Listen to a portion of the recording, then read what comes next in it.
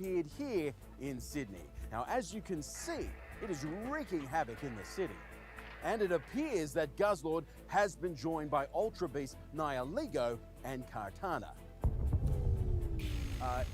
It appears that Guzzlord has caused some damage to the station. We have to go for now.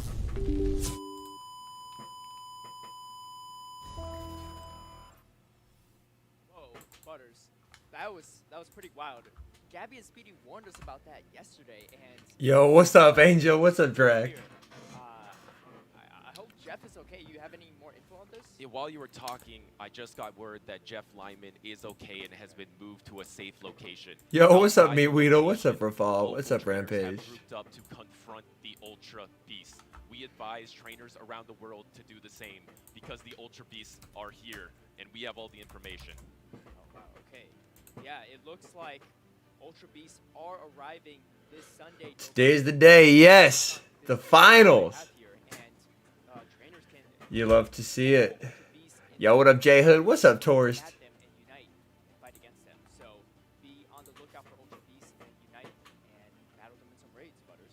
Thank you, Kate. Hey, fly safe, JJ. Here for some action just as intense as the Ultra Beast invasion.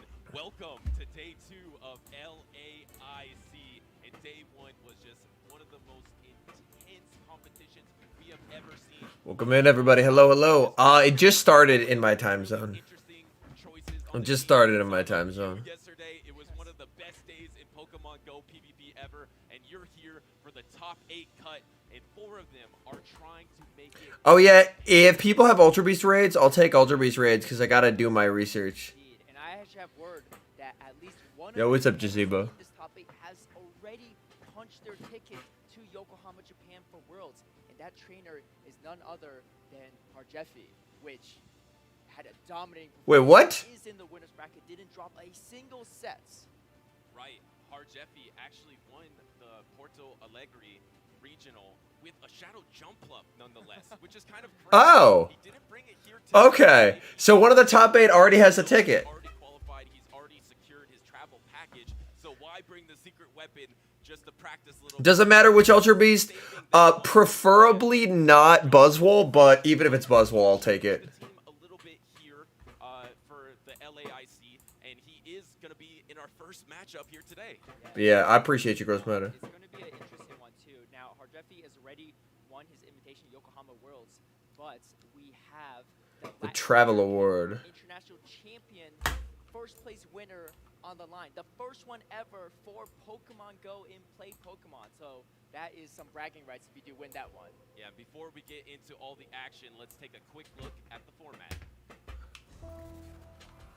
This is the first international championship of the 2023 Championship Series season. We have exciting competitions for trainers of Pokemon TCG and Pokemon Go. The event prize pool will include Worlds and Alright, here we go. awards with over I hopped in one. $1,000 in total prizes between all the competitions at the event. Day 1, our trainers will compete in a double elimination bracket using the Great League format in Pokemon Go. Then in Day 2, our top trainers will continue to battle it out until a champion is crowned. Yo, what up, North Star? How's it going? Best of 3. Welcome in, everybody. Winners finals, losers finals, And grand finals. finals, Yep. which are all best of 5. All matches will be played. We're ready for it. 3-6 pick 3. Bochen these Buzzwoles, All gotcha. players will create a team of up to 6 Pokemon, of which 3 will be brought to each game. Who is going to take the title of international champion? If that guy wins it again, I think it's Rargef. If he wins it again, then the next 4 below him get it. Not quite as long, Esteban, but probably a couple hours. Like we mentioned yesterday, Butters, the competition in level of skill in PvP in Let's go, X-Pokey, you got this. Yo, what's up, Pinaki? incredible battles from day number 1, and you know, we can recap some of the top used Pokemon from these. Yo, what up, Isaiah? Number 1, coming in with Galarian Stunfisk, top usage, followed by Medicham, the king of fighters. And then we have Lickitung, one of the bulkiest normal types, Noctowl, the normal flying type, a complete waltz of Trevenant, and a Azumarill to round out the top 5. But, most importantly, Butters, there was only one mythical Mew in the entire tournament, over 100 competitors, and that Mew is making it into day number 2 in the top 8. It's super impressive. There is only Mew was in the losers bracket, I think. Pokemon history. Actually, I said yesterday. Top. Yeah, I just went in with what it was recommended. It It is Dazzling Gleam. That's double super effective. Copium. Yeah, there's a Mew in top 8, Emmanuel. 4 get tickets to Worlds, 2 get paid from this. Since it's an international championship, it's double the Worlds invites and double the travel award. Which is the best answer to that core, right? It can beat Medicham, it beats Lickitung as well. And then Yeah, apparently in-person raids give hella rare candy XLs, which is nice. Noctowl honest, because Noctowl was so good against the best core.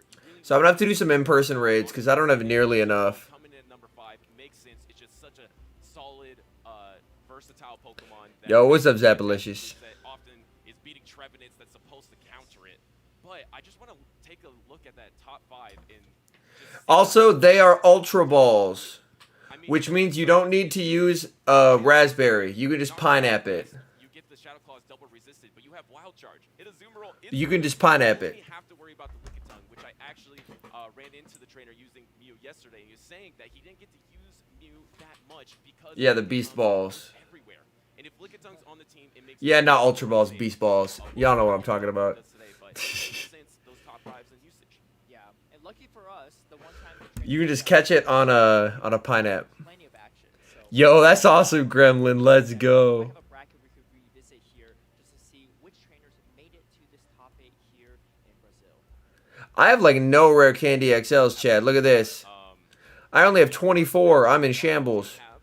You mentioned Harjeffi is going to be in the first matchup, and it's JW Nado as well. So Harjeffi doesn't really need. Oh, do I not get a? Oh, I just don't get a Pineapple here. Rip. Is that winner's semis that we'll be covering right now that we just mentioned. Rare candy XLs on? Mythicals typically. Who was also a world competitor in London last season, I believe in Joinville. He got second. Absolutely, Clapton. Yeah, I'll be accepting raids till I get this research done. Yeah, So. and I actually have some interesting fun fact about Patrick Albany, one of the previous qualified competitors for Worlds in London. He has competed in 3 different tournaments so far, making it into day number 2.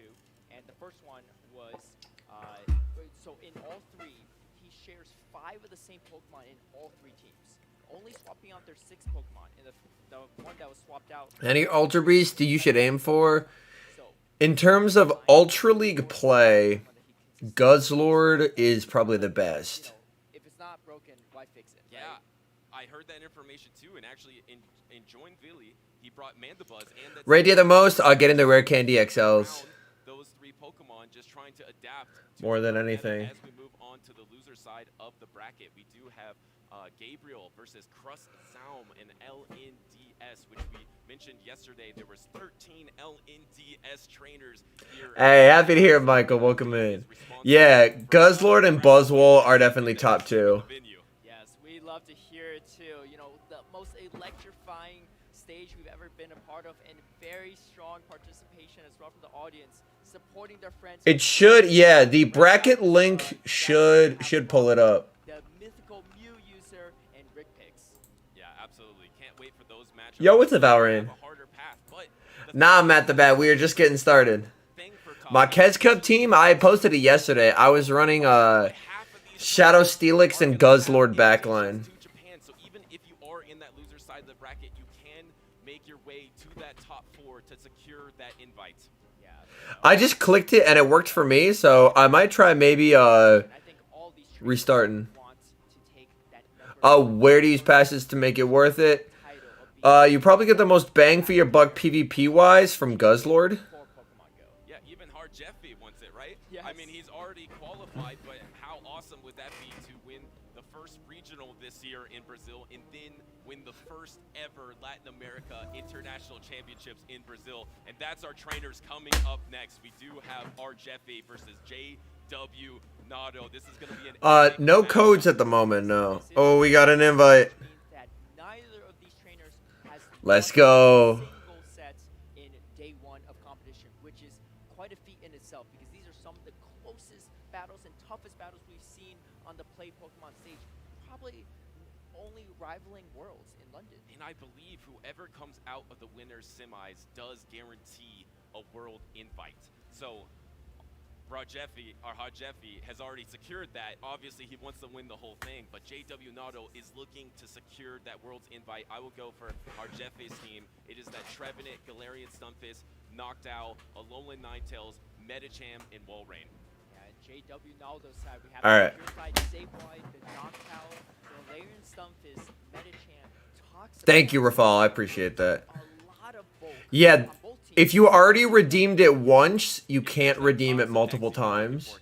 And I don't know how much pressure it has here, but I am staring at Ooh. one fairy type that you absolutely do not want to The Toxapex has a ton of play for Naldo. We mentioned the wall I mean, Toxapex does nicely versus the Walrein. charm Alolan Ninetales, so Toxapex is going to absolutely destroy. Toxapex beats everything on Rargev's team except the Stunfisk. I mean, I know I believe once you've redeemed one gross meta, you can't redeem more. If with Protect Shields up, it wins that matchup. It's good against Walrein. I mean, it has to worry about the Earthquake. Earthquake doesn't KO. I think Toxapex has a lot of play here, Caleb. Yeah, it really I Mega Evolved Venusaur to get extra XL candies for Nihilego. except for that Galarian Stunfisk, Walrein does have that Earthquake, but it's doing resistant powder stones. Yeah, I want the extra XLs for Nihilego.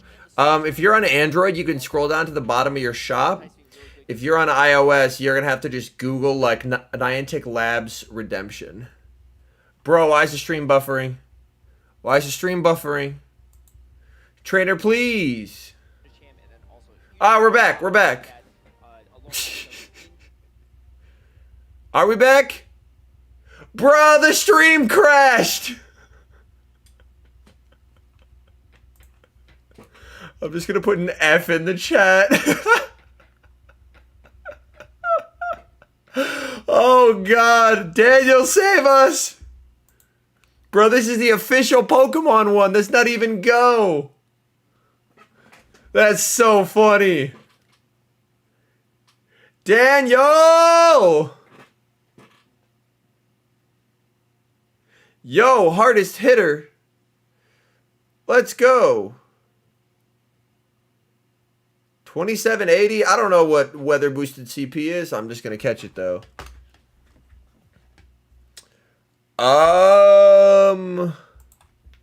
It's not my network. All right, let's go to youtube.com. Pokemon. Oh, God. Is this up? All right. So the Twitch is down, but the YouTube's up.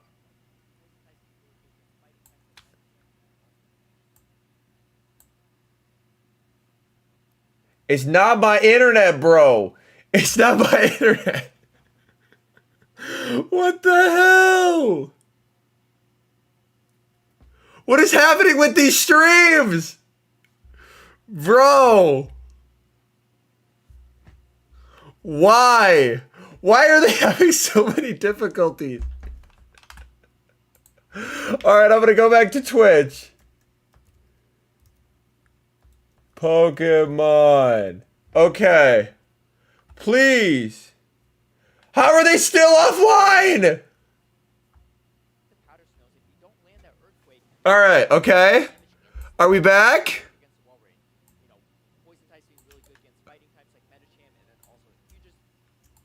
Bro, I swear to God.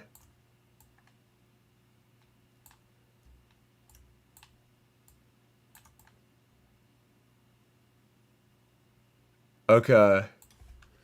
All right. We're back. Woo!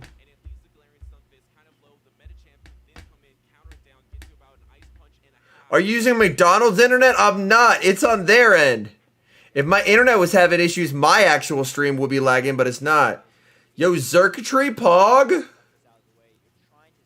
You're clearly bad at internet? Then tell me, how's my stream working?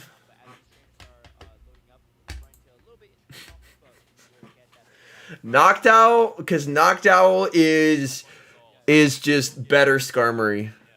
Like, Noctowl beats Trevenant, whereas Skarmory can often lose to Trevenant.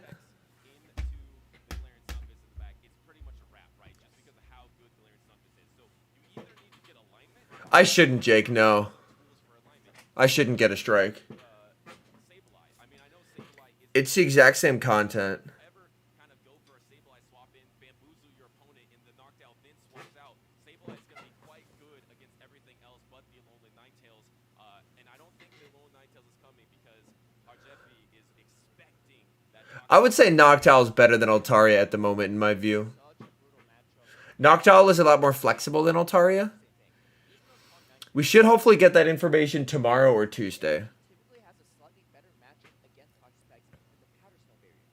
Because the Powder Snow variants Yeah, the limited research is only Nihiligo. another ice move and typically Dazzling Gleam, which means that you're triple every move you're throwing, all three of your moves No Pokemon games? I haven't tried them out yet, Acex, no. Toxapex would actually be quite good in the Powder Snow variant. I believe if you did yesterday's, Andrew, then it gives the same stuff. All right. Oh, we got baited. We got baited, Chad. Did y'all see that? I was so ready. They had the transition screen. I was like, let's go. And then I got scammed. Both can be good, Luca. It depends on the team that you're running. What's up, Alpare? How's it going?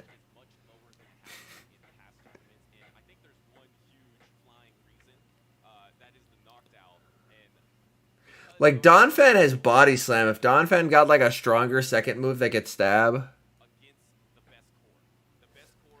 Yeah, I should probably catch some stuff for the dust, huh? Yeah, one of our recent regionals winner in Salt Lake City, Bird Power, did have the Trevenant on her team to win it all. But here in Latin America International Championships, we only have one.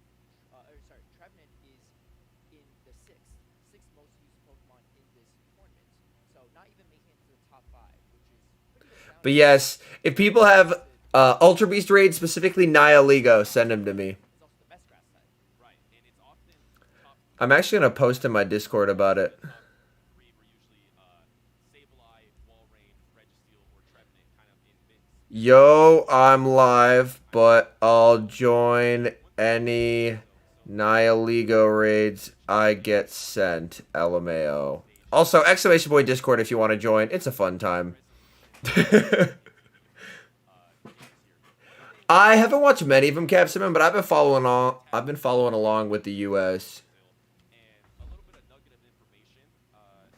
One day, Umbreon. I'm making progress.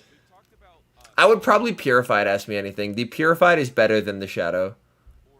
But yeah, the Gross Med, I will happily take all your Nihiligos. Best closer in Open Great League Season 1, and I thought it lost that role Season 2. But now I believe, because of the information I heard, Yo, what's up, Bochan? How's it going? that Shadow Swampert is the best variation of Swampert for Season 2, and I'm going to let you know why. Alright. It's because you see that those 4 Pokemon that are in the top 4, Galarian Stunfisk, Swampert's fantastic against that.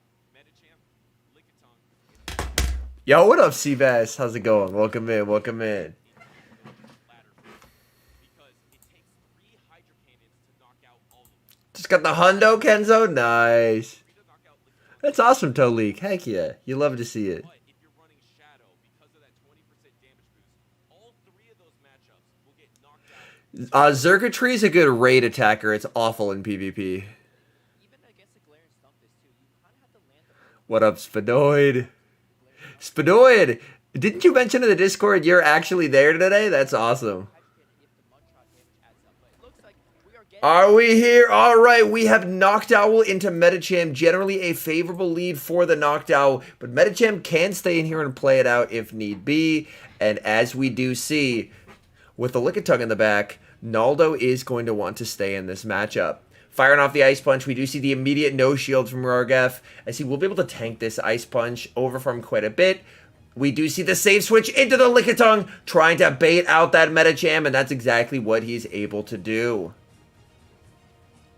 Surprisingly not bringing the Toxapex, which is definitely unexpected on my part. Body Slam is going to land on the Medicham. Medicham is going to continue to farm up here and go for the Psychic. This Psychic is going to hurt. It's not going to be lethal. Lickitung is too tanky. Lickitung is going to let that through. That does quite a bit of damage, and it is ending up as a CMP tie. Body Slam will get the Medicham low. Decision time for Rargef. Rargef is going to commit the shield, so going down a shield, but will be able to get the punch down of the Lickitung and leave with some energy. You definitely have to bring in your own Medicham here for sure. You're just going to take too much damage if you don't. Going straight for the Psychic. This is tough, because if you tank this, this will put it close to Wing Attack Farm Down range. But he is going to let it go. He's going to trust in the shield advantage Fisk. We do see the aggressive pivot into the Owl to force a shield from the Medicham. That's honestly a nice play by Rargef. Recognizing he was probably trying to bait it out. Medicham will reach the Ice Punch. I think Rargef probably lets this go. Rargef shields! Oh, that's good for Naldo. That's good for Naldo. He is going to send in the Fisk now, and he can massively overfarm with the Stun Fisk. Stunfisk can very safely farm up to, I believe, double Rock Slide +1. And then go for the charge move there. That is going to land. Definitely could have farmed up more, but not wanting to take any additional wing attacks. I think he needed to overfarm there, because he's going to take a lot of counter damage from this Medicham. He's going to take a lot of counter damage from this Medicham. Although the Medicham is close to Rock Slide range. Gonna send in the Stunfisk. Has to watch for the catch, of course. Naldo needs to wait a turn here. Naldo does wait a turn and will be able to connect with this Earthquake. This Earthquake definitely going to hurt. No shields remaining on either side. Rargef just has to take it. That Earthquake is going to land. Switch clock not up yet, which is unfortunate here. We see Rargef over farming, going straight for the Quake. We see the immediate no shield from Naldo. He's going to trust in his Medicham to win this game. Earthquake is going to connect. Down goes the Stunfisk. In comes Medi into Medi. If he can just farm down the opponent's Medicham, leave with the move, he wins. And he's exactly able to do that. Naldo is going to take game number 1 here. Was ABA weak to the Noctowl. Trusted in the Stunfisk in the endgame. Stunfisk takes it home and secures the win. Very nicely done there. And Naldo only 1 game away from punching his ticket to Yokohama. Very nicely done there. I am quite surprised we didn't see the Toxapex, just with how good the Toxapex is. The Toxapex is extremely strong.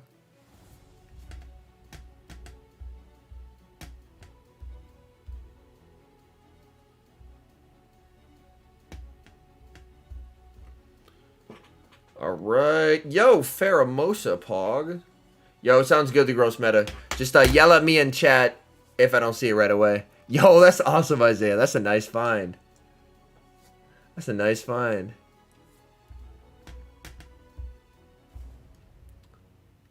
Y'all can tell I haven't rated Pheromosa at all. I literally just got the 2 from research and called it. I was like, nah, I'm good. From full health? No. Toxapex tanks.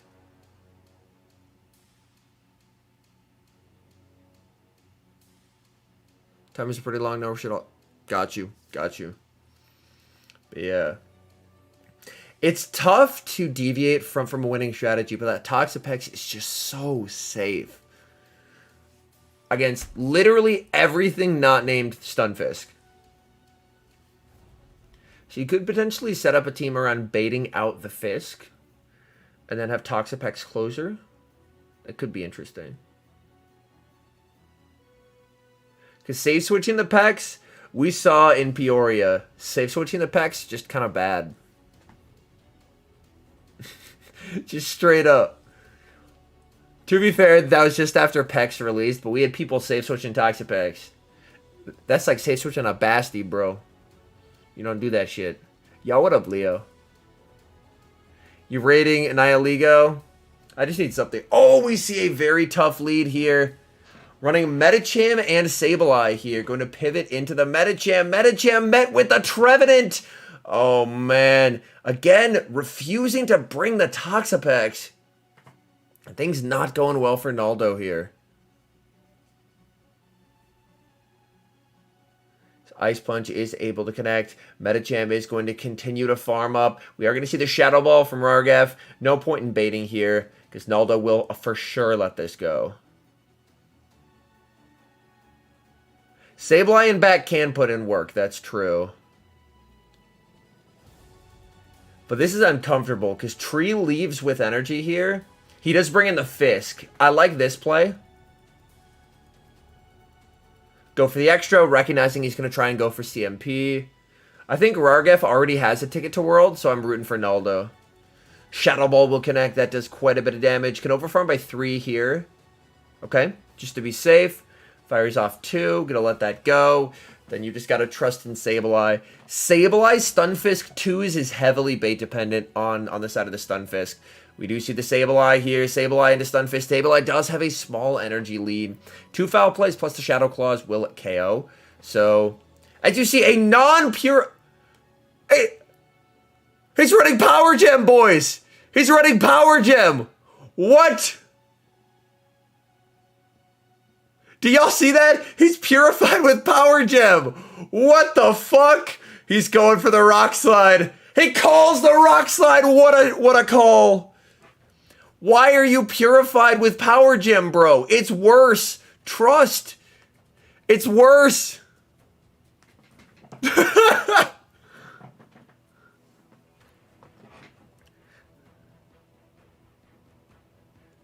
He's now just going to go for the Rock Slides, and we are going to see Sableye begin to shield. Naldo definitely in a tough spot here, because he will get outpaced by getting to these Rock Slides. Clock wasn't up, was not able to catch. That's a little unfortunate here. We'll have to commit the final shield. Gonna have to try and catch the final Rock Slide onto his Fisk if he wants an opportunity to close out this game. Okay, firing off this foul play. Rargef actually going to let it go, trusting in the Medicham here. But honestly, Medicham with the shield can probably just go for the counter down. Ice Punch coming through. Yeah, that's curtains. That's curtains right there. Power Gem, bro. And he just set the phone down. Oh, he's mad. You actually can't Rafal, no. He's mad. He set the phone down. Jeez. I guess, yeah, maybe for Noctowl.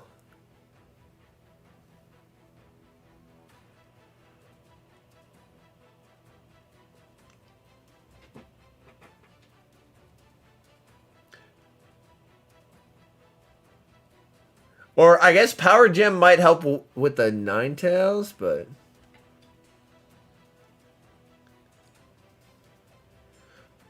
Is he finally going to bring his Toxapex? It's literally his best Mon against Rargef. Nice, North Star. That's awesome. Bro's doing everything he can to make this harder on himself. Exactly what You're Dead to Me says. Only reason you'd have Power Gem on a Purified is if it's intentional. He's trying to bait people into thinking he has return.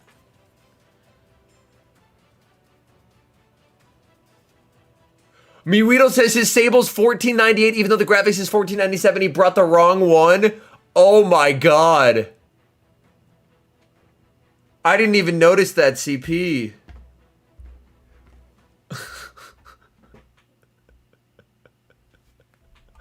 Oh no. Does he have to forfeit the whole round or just the game? Judges are looking at some. Judges are looking at some.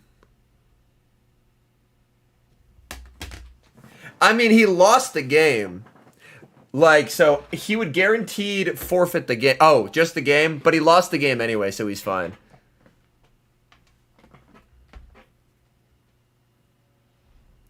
Bringing the wrong Sable. Why do you even have one if that's not intentional?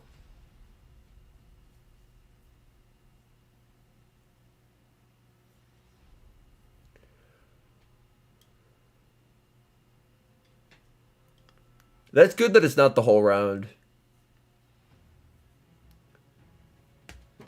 I guess for factions, yeah.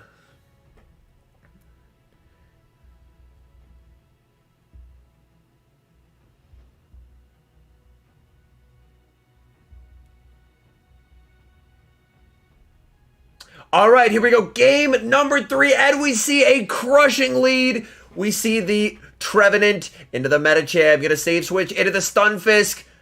Oh, man. But if you take a peek in the back here, though, Rargef is triple weak to Toxapex. Going straight for the Shadow Ball. We do see the no shield here. If Naldo saves shields for Toxapex, Toxapex is going to eat this team alive. All right. We are going to be able to see the double Rock Slides. Rock Slide, of course, going to get the tree low, but not going to be enough to KO in this matchup here. He's going to let that through. Question is, can Tree farm down here? If Tree can farm down, this is bad. Okay, Tree doesn't farm down. That is very good for Naldo. That's very good for Naldo. That is going to KO. Yeah, Toxapex is going to end this man. Brings in the Medi, going for the aggressive counter down. Medi gets the counter down. What a play. In comes the Ninetales. Toxapex time. In comes the Noctowl. Oh, man. You can very safely just go Brine here. You can very safely just... I mean, you'll want to bait the bigger move, but just go for the Brines.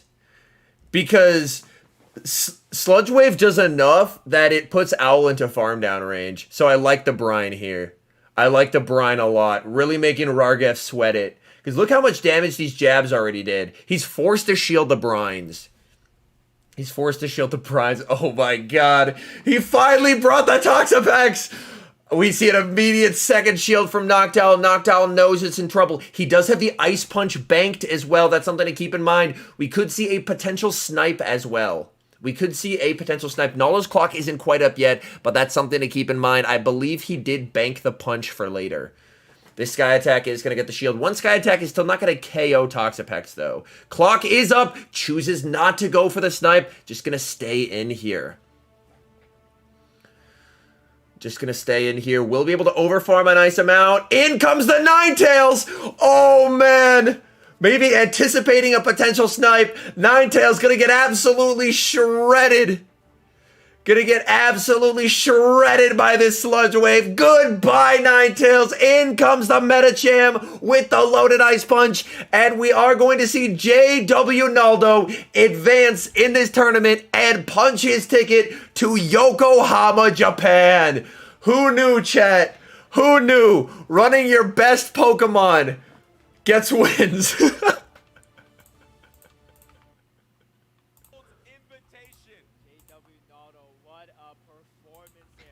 Yeah, like, he was 5x weak to Toxapex. You had to bring it. You just had to.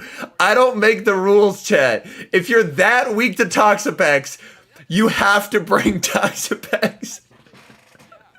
That thing just doesn't fucking die. Y'all saw all those wing attacks and a sky attack. Toxapex was just like, I don't give a fuck, bro. This was my frustration, chat. This was my frustration. Was during Peoria. Yo, what's up, Bobby? Welcome in. During Peoria Regionals, everyone was like, Toxapex is overhyped. It's dead. And the whole time, I don't like tooting my own horn. The whole time I was like, bro, it's been out for like 4 days. Give people a chance to learn how to use it. And they have. And it's kicking ass now. It's almost like if you release something like 3 days before a competition, people aren't going to have precise matchup knowledge down. I know, shocker, right?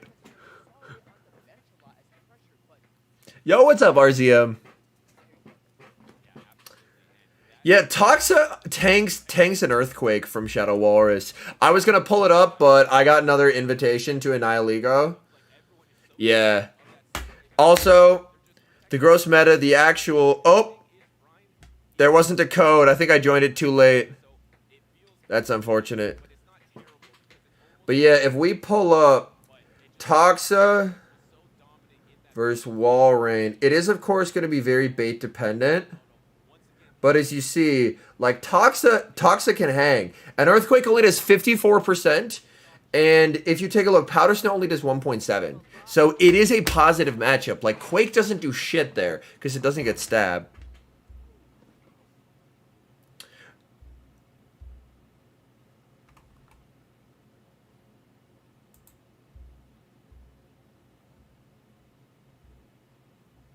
Yeah. Toxapex is legit so good in this format. Oh, we get to dance on him, chat. White boy dance moves coming through.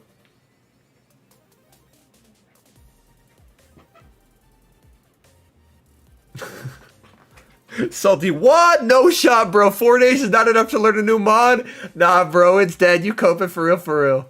That's awesome, Otal. That's awesome. Yeah.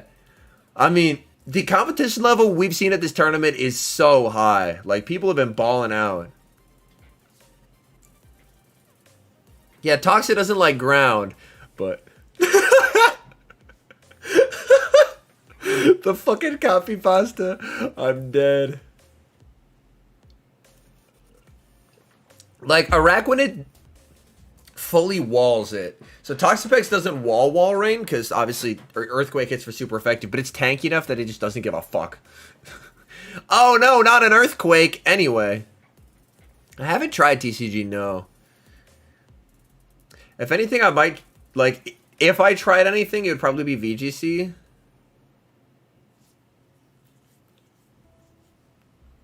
Welcome back to the 2023 Pokemon International Championships here in Sao Paulo, Brazil.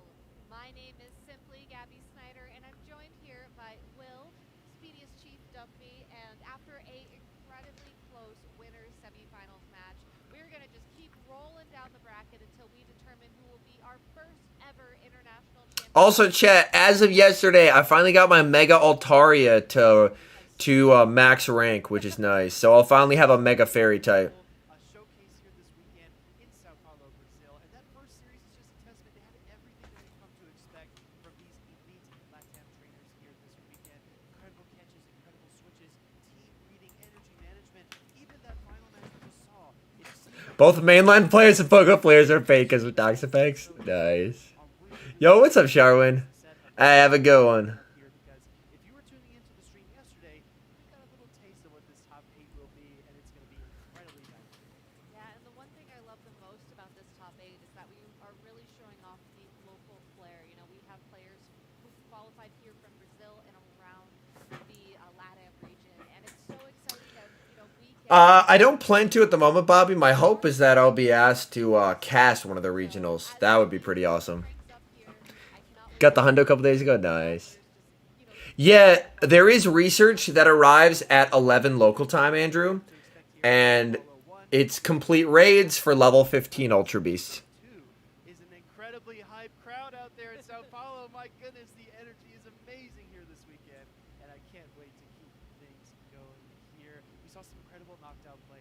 Toxapex surfaced up. It bubbled up there from the depths of a lake, and we've seen a lot of things we've come to expect. Trevin and Metacham. What are we going to see? That's so many potions for no reason. are already seated down on the stage. Yo, where are we at in terms of rare candy? Up to 172. Okay, chat. The rare candy stash is getting slightly better. It's getting slightly better, chat. Yo, that's too low of a Buzzwole. Ideally, you want like high 1440s to 1450. Yeah, Toxapex can put in work. Great question, Richard. I'm honestly not sure. I'm most excited for Stack Attacker, though. That thing is sick. Swampert and Umbreon. All my homies love fucking Stack Attacker, dude. Stack Attacker is incredible. I think so. And that's what is so exciting about these finals. Because if you think about it, these Pokemon are really For PvP, the best Ultra Beast. made it through the brackets yesterday, their respective pools undefeated in the tournament. They have not lost. If we take a look at all our options here, the best is going to be Guzzlord. Overall, these are some of the best Pokemon The best is going to be Guzzlord. they have to offer us. Stack Attacker is one that hasn't released yet. Class stream yesterday. We got to see Shadow Like, Guzzlord is the best for Ultra, and then close second is Buzzwole. hold the tempo, just dictate the pace of the matchup. But now, Gabby, we have a And then after that, Nihilego, it's not a bad Pokemon in Masters, but the meta kind of dicks it. Celesteela is complete dog shit. Kartana and Xurkitree are raid counters only. I mean, just looking at the Pokemon on our Netos, And then Pheromosa is dog shit. Shadow Walrein has a ton of Best Noctowl team? effort to play I know Firestar was running Medicham, Dubwool, Noctowl. Can also sub Diggersby for Dubwool.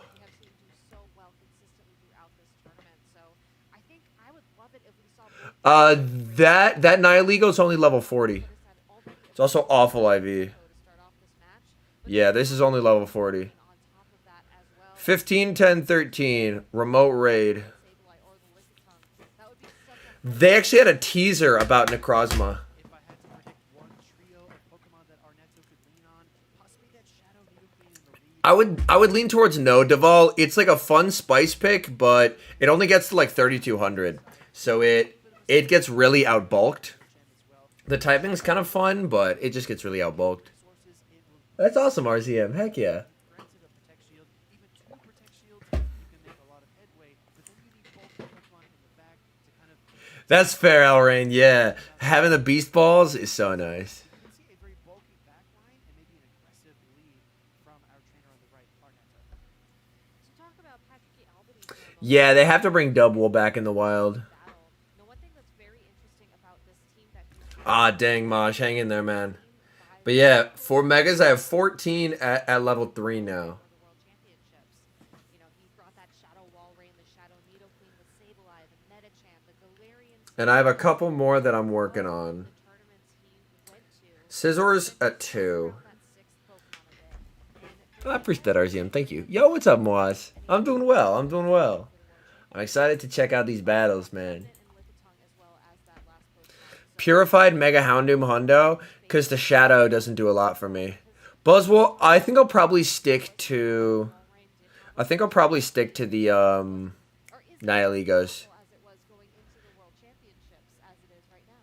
I would agree. If we look back to EUIC of 2022, Dancing Rob actually brought Umbreon on his original team in Frankfurt, Germany, but made some adjustments as he headed into Worlds. He brought a lot of the same core Pokemon, just like Patrick Albany, but made those kind of key adjustments. Sometimes if you can identify synergies and cores amongst pairs of your Pokemon, you'll need to tweak them. Look at that. 1 day away from having my electric Mega done. So I think Patrick Albany has spent a lot of Alright, how we doing on Kanga? Kanga needs some love. We'll Mega Kanga. mixing these ingredients and trying to get the perfect. I just built your first ever GFIS. Nice.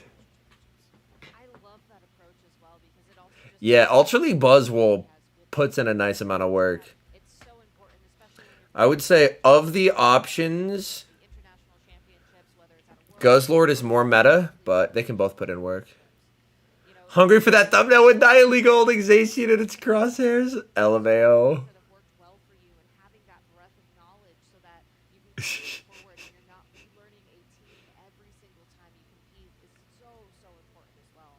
I'm also working on, look at these ass IVs for Manectric. 14, 13, 1. I fucking hate it here, chat. Purified Apex Ho-Oh in level 50 Masters is fucking insane. Alright, chat. Here we go. We see Medicham into the Shadow Walrein. A very tough lead for Patrick Albany. He is going to immediately save switch into his Medicham.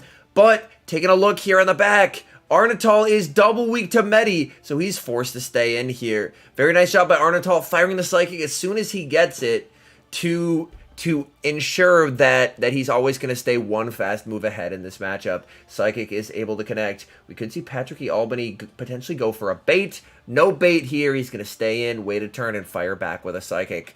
Arnatol is going to commit the shield, and it's the Psychic. No defense drops on either side. Continuing to farm up here. Going for the Psychic just before Patrick is able to get there. Psychic, of course, will be lethal. An Ice Punch would not be. Patrick is going to shield and is rewarded with the Psychic. That is quite nice. He's going to continue to overfarm here. Firing off another Psychic. This will not KO, but it should get this Medicham deep into the red. Arnatol is going to double shield, so now he knows he's very, very weak to it. But that Sableye is nowhere to run back. He can just Ice Punch here. Ice Punch will KO. We already see Patrick immediately let this go.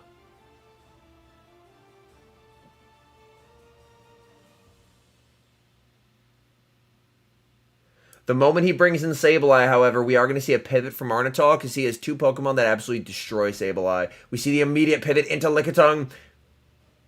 Going to stay in here. No power gem nonsense. This Sableye is rocking the recommended return. Going straight for the return. This is going to hurt. Patricky definitely in dire straits in this match as Lickitung is able to do very well against both the Walrein and the Sableye. He's staying in here with the Sableye, recognizing that if he pivoted that fast, he has another good response in the back, namely going to be the Umbreon. Yo, what's up, Ripley? This Power Whip is going to get shielded by the Sableye. Sableye continuing to farm up here, pushing for the return, does get outpaced. That is not good. This Power Whip is going to be getting that Sableye very low, very close to being KO'd here. That Power Whip is going to get the Sableye low. Sableye will go for the return. This return is going to be taking out the Lickitung. Arnatol perfectly fine with that. Actually, we do see a slight undercharge there. He wants farm on his Walrein, but it KO'd anyway. In comes the Umbreon into the Shadow Walrein. Arnatol still does have the Medicham available. Honestly, now would be a pretty decent time to switch in because Patricky close to out of energy here. He is going to tank it. Actually staying in with the Umbreon. Just going to continue to farm up. And he's at that back-to-back foul plays. This damage is going to hurt. Foul play number 1 is going to be able to connect. A second foul play will not be lethal. Could potentially go for the last resort. Does slightly more damage. Does slightly more damage here. Going for the foul play. Going to just try and confirm it. But I mean, last resort plus the farm down would have been enough. He's going to go for the foul play and the switch into the Medicham. Medicham gets the farm down. And Arnatol is going to take game 1. Medicham taking out the Sableye. And now Arnatol 1 win away from moving on.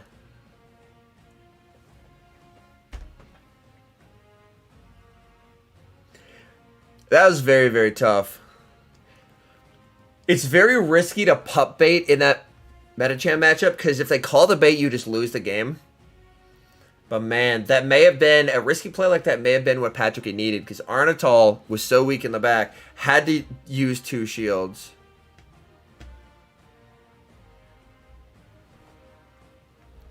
A great question, Harsh. It's still clearing copyright. After it clears copyright, it'll be back up. Those longer streams take a while to clear copyright.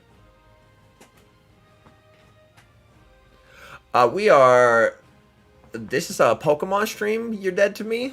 So I don't really want to delve into politics on that one, to be honest. As the Nihiligo whaling begun. I need to get my 7 raids done.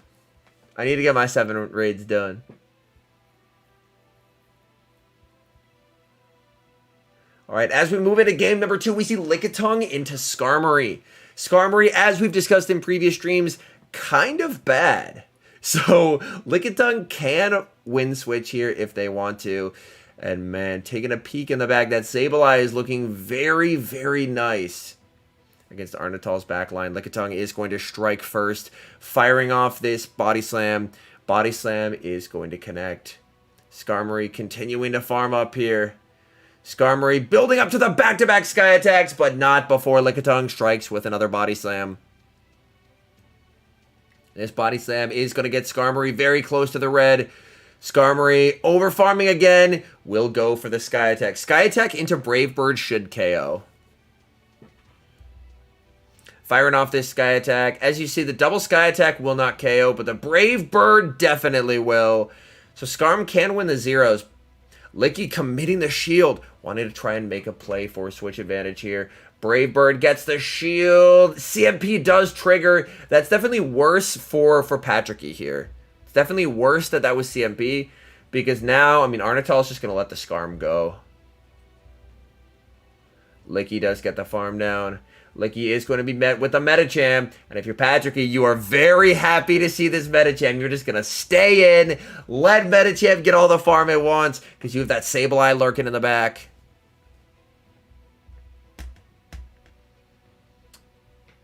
They do get the farm down. Medicham does have the energy lead and the shield advantage, but about at half HP here.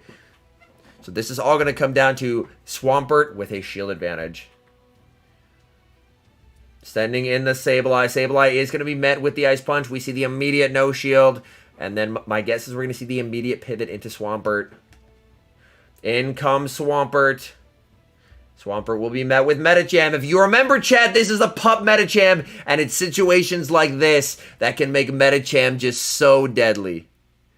That can make it just so deadly. Because he's just going to go straight for the power-up punch. He says, you may have 2 shields, but you can't shield counters. He lets the first one go as well, chat. Oh, no. Oh, no. CMP here on the Hydro. Yup, very nicely done. We are going to see the shield come up from the Medicham. Medicham recognizing if he can just get this Swampert out of the way, that clears the path for the Sableye. Firing off the power-up punch. You're always just in absolute shambles when you're forced to shield the power-up punch in this matchup here. Continuing to farm. Swampert does make it there. Oh, man. Is this going to be farm down range for Sableye? I believe the answer is going to be yes. This Hydro Cannon is going to KO. We see the Sableye. Sableye looking for the farm down. We see a switch. Oh, my goodness. Thank you so much. Yeah.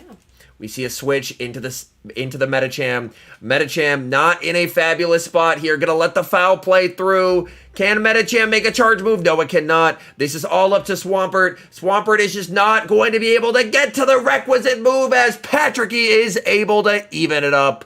Very nicely done there. Making the play for switch advantage worked out so nicely. And then the pup coming in clutch in this game. Yo, let's go DB. That team is so good. I was introduced to that team by Angel Squall, who is a Spanish-speaking Twitch streamer. It's such a good team. It's such a good team. I believe Angel Squall was the one who originally came up with it. The moveset has since been slightly adjusted to Quick Attack, because the team was made pre-Quick Attack Zacian, but that combination of 3 is so powerful.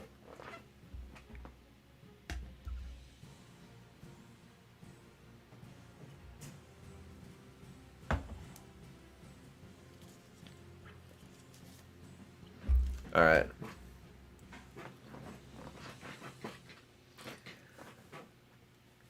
I wouldn't be surprised to see the Umbreon come back for Arnatol. The Umbreon is just very neutral. Even in its quote-unquote bad matchup against Medicham, it can put in a lot of work. I mean, Pup Medi does make for a lot tougher time for Umbreon. But I wouldn't be surprised to see Umbreon return. I know Skarmory looks good on paper, but Skarmory is shit. Don't bring Skarmory, please. We are aggressively on the Skarm ass train on this stream. And it hasn't let us down yet. What can I say? Skarm is done. Skarm has accomplished 0 good things. Sending another? Appreciate you, Alrain.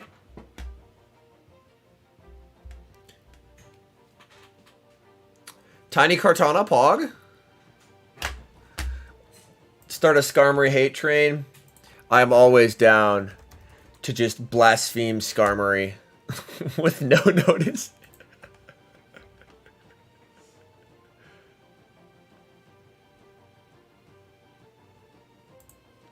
When in doubt, chat, blaspheme Skarmory.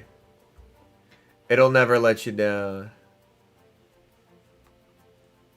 Alright, final match. We see Skarmory into Medicham. We see a safe switch into Sableye. Sableye is met with the Umbreon. He brings back the Umbreon. And it finds a target. You absolutely love to see it. Sableye can put in a lot of work in this matchup. But if you're running a very high rank Umbreon, Umbreon is in a very nice spot here.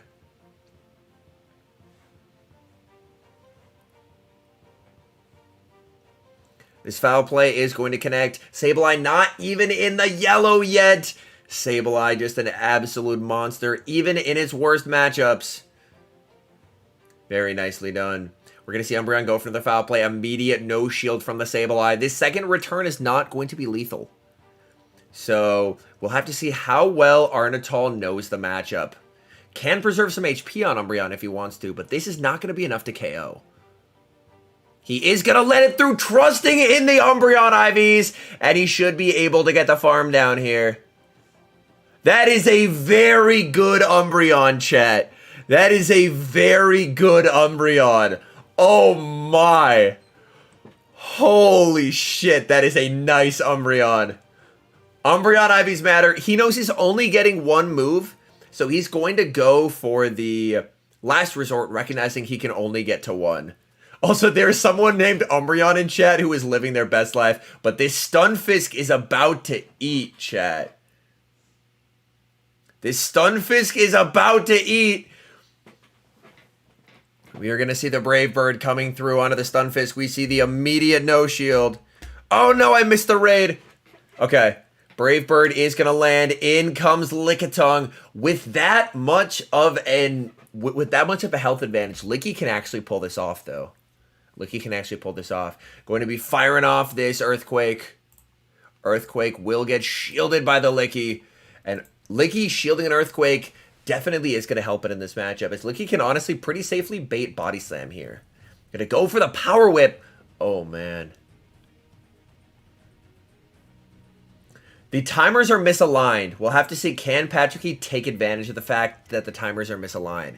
Patricky has a move loaded, so he is going to be firing off this Quake.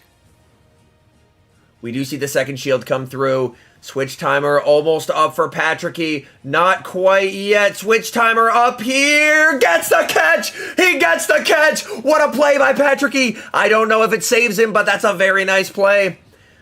We'll have to see, is Arnatol's clock up yet? It's not. You can still Psychic. You can still Psychic. He goes for the pump, but it's caught on a Skarm. Skarm gets the Air Slash through. Oh, man. Getting that Air Slash through is massive for Skarmory. I don't think Medi can get to the Psychic here. It cannot. Oh, geez. Stunfisk just has so much work ahead of it here. Can Stunfisk actually pull this off? One Rock Slide, not going to be enough to KO here. Stunfisk is going to have to fire off a second. Stunfisk, unfortunately, is going to get hit with the Sky Attack. That's not good.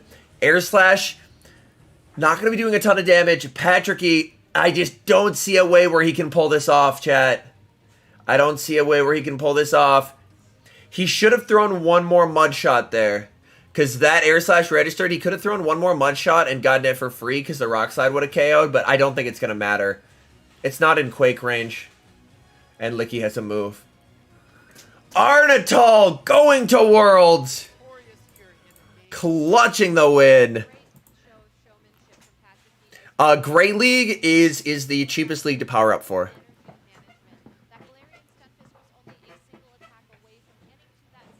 Yeah, like Skarm's typing is sick. Air Slash is not a move to write home about.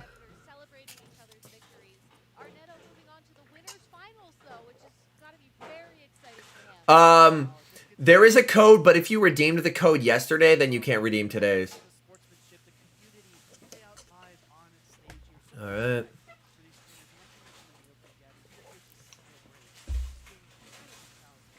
Celesteela in the Great League? Probably not. Celesteela is just significantly worse Skarmory.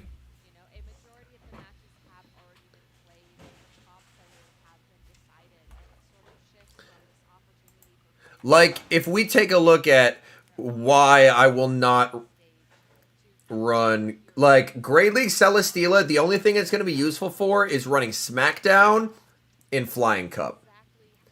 But if we take a look at versus the regular meta, look at all the matchups that Skarmory picks up that Celesteela doesn't. Koffagrigus, Frostlass, AWAC, Sableye, Scrafty, Skarmory, Trevenant, Vigoroth, and Walrein, only dropping Walrein Shadow and Swampert Shadow. Celesteela is not good. 14 and 26. Like, Skarmory, yeah, Celesteela is just strictly worse Skarmory in OGL. Strictly worse Skarmory with a more expensive second charge move. It's not worth it. Kartana, it's too glassy to be useful, unfortunately. Do y'all want to see a horrifying sim, chat? Do y'all want to see a horrifying sim? Kartana versus Toxapex. Kartana loses all even, and it has a type advantage. It should be pinned in chat, Bochen. Kartana loses all even to Toxapex, despite the fact that Poison is single resisted. I want it to be better than it is, but launch Kartana into the ocean, bro. Launch Kartana into the ocean. Its best bet is probably going to be 2 shield. Like 2 shield, it gets to 37%. But look at that. 13-18, chat. It's less... Chat, look at that. It's glassier than Haunter. It's glassier than Haunter, bro. It's glassier than Haunter. Yeah, Celesteela is going to be Flying Cup King unless they ban it. So it's worth getting it for Flying Cup, but for Open, it's not worth using.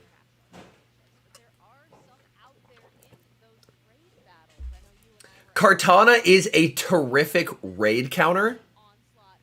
Yeah, so Kartana is incredible in raids. Like, if you power it up, it's really good for raids, but for PvP, it's useless. Unfortunately.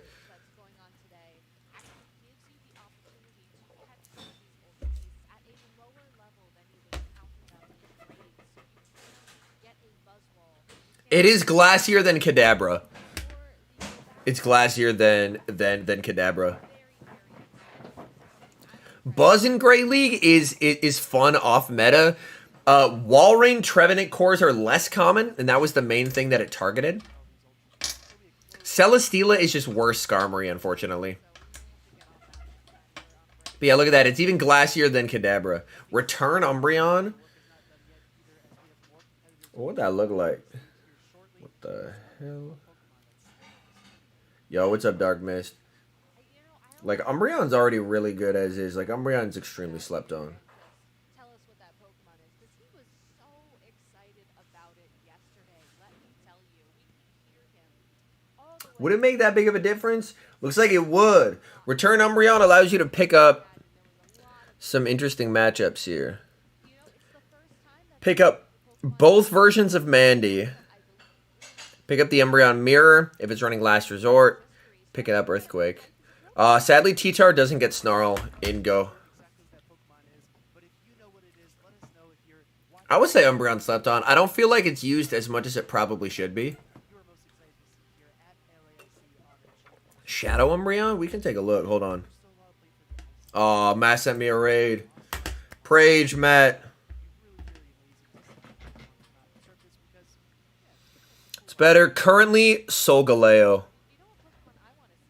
I have a couple videos of Master League Solgaleo, and I hit 3587 with it, and it was only level 40. Solgaleo is a really cool core breaker. Shadow Umbreon isn't in the game at the moment. I can sim it after this raid, though. Bochen, it's in the pinned comment, buddy.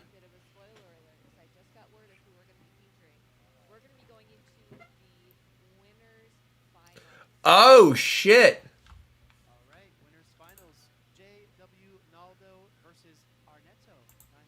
Winners finals, okay.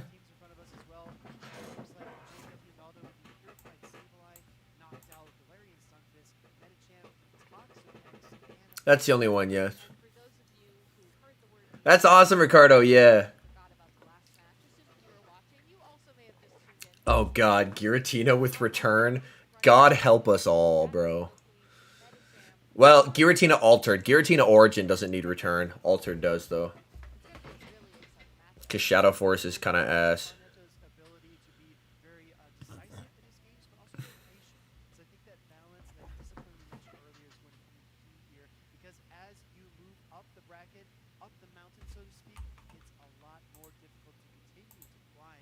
Yeah, altered with return, it'd be a fucking nightmare. It couldn't hang with steals, but it'd be... It could hang with dark types.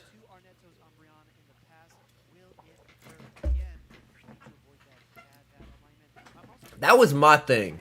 I feel like a lot of people who were like, yo, if you make Shadow Force good, it'll break Giratina. We're just wrong, chat. Straight up. Because what are the things that beat Giratina? You're running your normal types and your dark types. Both of which Ghost is not doing shit against. Invite me to yours. I have no, it would have to be after the stream, Alrain, because I have no gyms by my house. I live in the middle of fucking nowhere. Really what you'd expect for the metagame at a big tournament like this. You could say the same thing about Umbreon, actually. I can't help but wonder if they have brought this Pokemon for a specific situation. Oh, damn, Primordius. That their opponent was Like, they could have made Shadow Force good, and I'll be honest, it would have helped it with steals and, like, having a solid Reggie matchup, which is something it should have. Reggie shouldn't win that matchup with resisted damage. So, Naldo versus Arnatol. Double Ground and Skarm mean that it's way harder for Naldo to bring Pex, so I'm not expecting to see Pex at all. So this is going to be a very tough, dynamic set of battles, and a best of 5 also has other conditions. It's a longer series. You have to test your endurance here, and you have to take this information. So we for sure won't see Pex. Umbreon is just so good. Umbreon handles everything but Medicham. I would expect to see a heavy dose of Umbreon. Mewtwo and Zacian raids come back. Zacian is pretty infrequent. Mewtwo, they cycle back periodically. Approaching a best of 5 matchup just a little bit differently than they would. And this is going to be, yeah, a best of 5, chat. And I feel like time is such a critical component in the Go Battle League. You know, you only get so much time once you started the match. Yeah, I will. I'm always down to take more Nihilego. Yeah. I have my Venusaur up, so I'm getting some nice XLs for it. And I need to do some raids just to get my rare candy stash back after I burn it all on Solgaleo. So. Oof. Alright, we have Lickitung into the Shadow Nidoqueen. Shadow Nido, definite edge in this matchup. Alright. We are going to see the immediate no shield on this first Poison Fang. Lickitung knows it's going to be able to survive it. Licky is going to return fire with the Body Slam. One Body Slam not going to be enough to KO, but it does definitely hurt quite a bit. This Body Slam is going to connect. Nido is going to let that through. Nido not going to make the Earth Power before the next Body Slam, but will make another Poison Fang. We could very well see a Body Slam catch attempt by Arnatol. He could catch onto his own Licky here, and that's exactly what he does! He's gonna catch onto his Licky, very nicely done, preserving the Queen. This Queen is incredibly good, especially if you can farm something down with it later in the match. And this is going to be met with the Noctowl. Definitely not what the Lickitung was hoping to see, but getting the Noctowl out of the way does help Swampert. Swampert, since it's non-Shadow, struggles significantly more versus Noctowl. So it is nice to bait out the Owl here if you're the Lickitung. Lickitung did take some damage, though, which is a bit uncomfortable. The Sky Attack is not going to quite put it into farm down range, though. So taking the Body Slam was definitely less damage than a Sky Attack. So Noctowl will still have to throw in this matchup. So it honestly, that catch ended up being a really terrific play by Arnatol. Body Slam is going to land. It's going to farm up. Throw here. Oh, so he's saying, I live this, I'm just going to double up. So Naldo is going to really try and limit the farm and leave with a move to take out that Nidoqueen. Interesting. Doesn't quite have the move. 2 jabs won't kill from here. Owl will make the Sky Attack. Owl will definitely make the Sky Attack here. And it does. We're going to see a shield from the Queen here is my guess. Trying to Mudshot down would suck. Yep, we do see the shield. Gets the farm down. He is going to bring in Medicham here because he wants to preserve the ability to reset his debuff with the Licky. He brings in the Licky. Oh my. Could have just farmed down there. That works out better for Naldo. That works out better for Naldo. He could have just farmed down. Does he make the Fang? He does. Okay. He does make the Fang. Naldo is going to let that go, and that's definitely nice for Naldo here. But a Fang puts it into a range where an Earthquake would be lethal, and after enough Mud Shots, I think a Hydro will as well. So he's just going to go straight for the Hydro on the CMP tied to the Psychic. We see the immediate shield from the Medicham. Swampert definitely back against the wall in this moment. Going straight for the Psychic. Does Arnatol try and call an Ice Punch bait here? Arnatol, last second shield, and shields the Psychic. That is a big call. Medi will still be able to outpace, though, as it's 8 to a Psychic and 9 to the double Hydro. So the Psychic is going to be reached after one more counter. So things looking pretty okay for Naldo here, since he will be able to connect with this Psychic. Psychic is going to be fired off onto the Swampert, and this should just about be curtains here. I think this is going to KO. We'll have to see, though. Swamp may be able to hang on. It does not. Medi takes it out. Naldo taking the game 1 win. Yo, what's up, Shmigi? Is that confirmed, or is that just what we're expecting? Because that's what I'm expecting as well, but I'd be curious to hear if there was some kind of confirmation about it. Hey, sounds good, Kartik. Have a good night. I appreciate you, man. I appreciate you. Yeah, if he farmed down with Nito there, he just wins. Yeah, I live in the middle of nowhere, chat. Oh, it's just speculation. Got you. I live in the middle of nowhere, chat. I got 0 gyms on my nearby.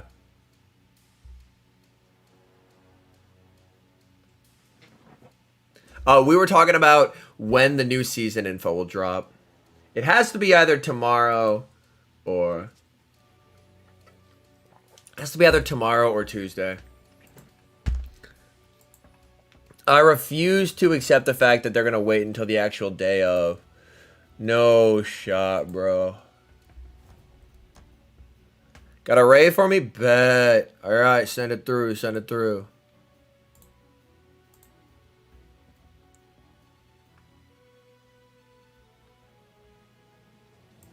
I'm always down for that. Oh no, Erickson. Honestly, if Rise asked Jake, I would be down, man. I would be down. I don't know if he's down to get up as early as I do, but if he asked, man, I'd be honored. Rise is such a nice dude in my interactions with him. Like, Rise is a hella nice dude. So I would be 100% down. The muddy water won him the game. Oh, no. You cannot, unfortunately, no. We're going to see another Lickitung into Skarmory matchup. In this matchup, as Skarm, you can win the zeros with 1 Sky Attack and 1 Brave Bird. Doesn't really have something he wants to catch on, so we could see Naldo just commit a shield in this matchup. Although he wants to try and avoid he really wants to try and avoid CMPing on that first move. All right, we are going to see the first move coming through from the Skarmory. Immediate no shield from Naldo here.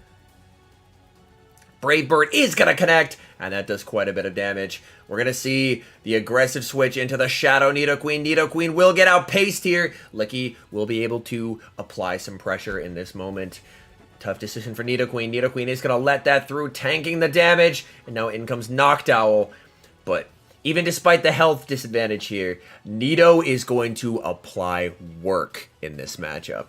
Firing off the first one.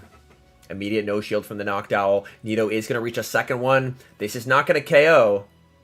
And we do see the attempted CMP, but Naldo not going to fall for it. He's going to let that through. If he lets this go, Nido can shield and farm down, though.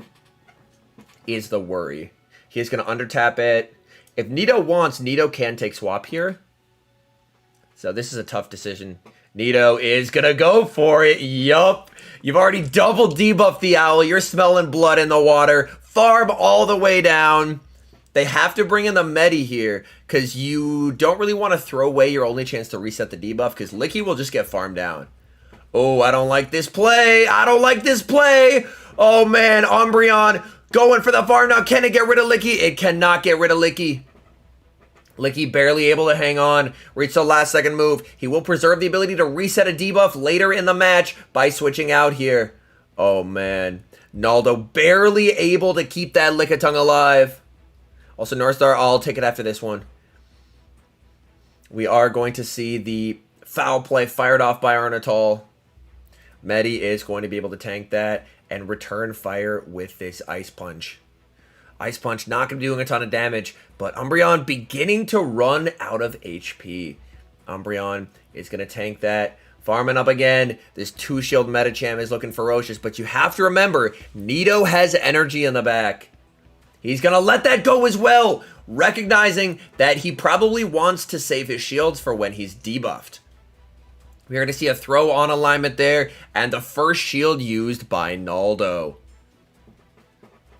Timer should be up soon. He's going to send in the Nidoqueen and go for the Fang. Fang is going to get the shield. Still does have the Skarmory left alive, but Skarmory does not appreciate Ice Punches here. Medi is going to get the farm down. Gets... Oh, man. Does get the farm down here. But Skarmory has shields.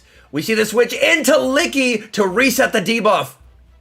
He does not want to take that extra damage, chat. So he's going to reset the debuff here. This game may come down to, does he get new mechanic on this next Ice Punch? Does this Air Slash actually register onto the Medicham? It does. It does register onto the Medicham. So Medicham did take the damage there. I still think Umbreon is... Oh, it's not enough to KO! Skarmory barely able to hang on. Skarmory doing something productive. It only took till day 2. Surviving, taking out the Medicham, and securing the win. Look at that, chat. For the Skarmory enjoyers in chat, Skarmory did something. Skarmory did something.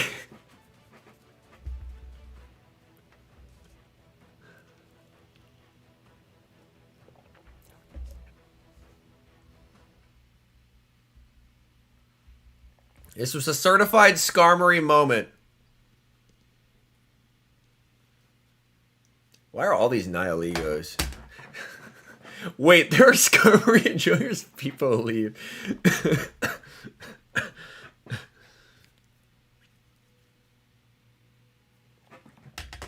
Skarmory is now meta. Jokes lol. Skarmory barely hung on there. Man. Yo, what up, Gremlin? Hope you're doing well, man. Yo, a Sandshrew.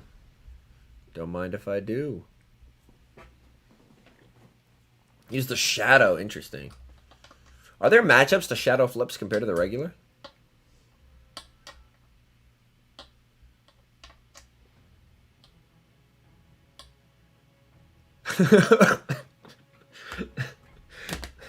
Polaris, that's funny. Bro, I am raiding from 3,000 miles away. Yeah, they're like, please be courteous. You're like, bro, I'm on my couch right now. I got my feet up. I got...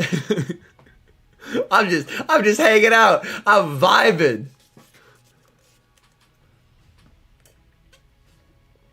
I'm gonna just tag the dude who invited me on Twitter and be like, hey, yo, motherfucker, cause some mischief at this raid.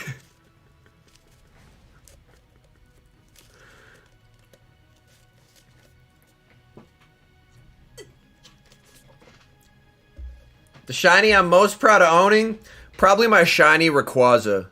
It's a shiny 98, and it was from a regular trade. It's from a regular trade, not a lucky, and it re-rolled. I can't remember. I had an extra of a different legendary, and it re-rolled into a 98. All right, we see Umbreon into Medicham. Definitely an unfortunate lead for Arnatol here. We see the save switch into his own Medicham, but Naldo bringing back the classic Medi plus double weak to fighting line in the back. Going for the Psychic right off the bat here. Arnatol is going to let that through. And gets the defense drop, and in comes Lickitung. That defense drop is absolutely brutal. Firing off this Psychic, immediate no shield from Naldo. Naldo knows his Licky is going to be able to absorb this damage, no problem. Psychic lands, no defense drop. We see the immediate body slam, knowing that Medi was very close to that Ice Punch here. Tough decision for Medi. We are going to see Medi commit a shield. Medi will make a Psychic here. This Psychic will KO unless Licky commits a shield. Licky is going to commit the shield, wanting to try and preserve that dominant lead matchup. Licky is going to go for the farm down and gets it. This is going to set up Umbreon to be able to massively overfarm, but endgame, we're going to have G-Fisk versus Skarm, so this should be Naldo's game to lose at this moment. Body Slam coming through. Umbreon, not going to be shielding this. I am Northstar, go for it. Like, this is definitely the move that you're going to be letting through. Umbreon going to use this opportunity to get ahead on energy. Should comfortably be able to farm up to the back-to-back before firing off a move. Or can bank double and switch in Skarm. But either way, it's going to end up with a switch-locked Skarm against the G-Fisk. We've seen this story before, chat. And it doesn't end well. It doesn't end well. Not at all. Foul play is going to KO. Sending in the Medicham. Throwing directly on alignment. Gonna send in the Skarm. And then Skarm about to die a cruel death at the hands of Galarian Stunfisk. That's awesome, Bosch. Also, welcome in, man.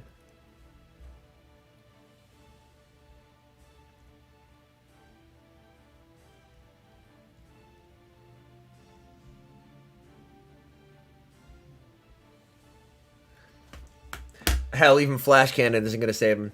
They haven't the gross meta, no. That should be announced either Monday or Tuesday. Side comes through onto the Skarmory. Skarmory hanging strong, and now going to go for the Sky Attack. Fisk, extremely comfortable in this matchup.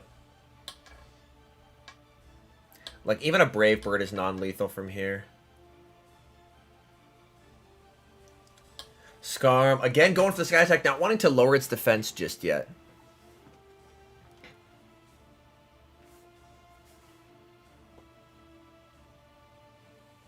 Someone's running out Bite Toxapex. Yo, that's hilarious. Rock Slide, we'll get it low. Fire it off, this Rock Slide. Could go for an aggressive counter snipe with the Medicham here. That's the play I'd like to see from Naldo here.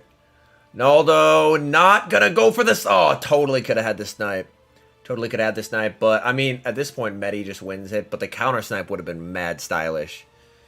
It would have been mad stylish, chat. And yeah, this is just Medi up a shield versus Umbreon. This is curtains. This is just curtains.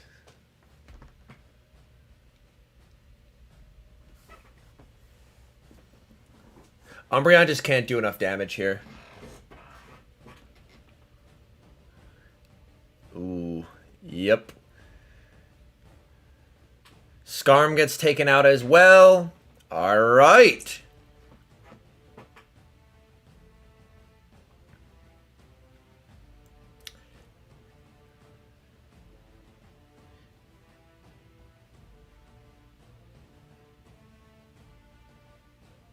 I'm not sure, Ambush. I'm not sure. I do have 2 Shundos, Moaz. Yes.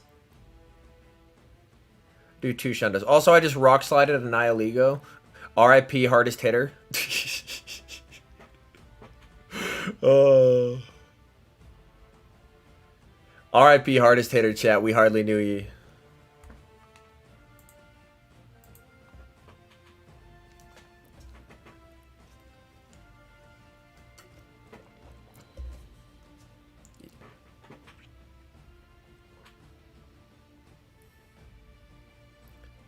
I mean, it's already over half dead, and we're not even through a quarter of the time. Yeah, my 2 Shundos, they're both pretty shit. Gorobus and Magamortar. BM and Raids as well. Fuck it, we're throwing another Rock Slide. Big BM. I mean, he keeps sludging the steel, so. This is on him. Yo, what up, Blackout? Hey, you're good, man. You're good. Real life stuff always comes first, my guy. I'll never be... I'll never hold it against someone if they gotta focus on real world stuff, because that just shows you got your priorities in the right spot. That's good. Yo, XL Ashrew is a ton of fun. You're gonna run that bad boy with Night/Blizzard. That thing is pog. Shundo Mamo, yo, that's nice. Good in Master League and a good raid attacker. Hell yeah. Clefairy and Beware. Ooh. Have you maxed out that Beware yet, a Blizzard? Obviously, it's like extreme Master League spice, but could be kind of fun.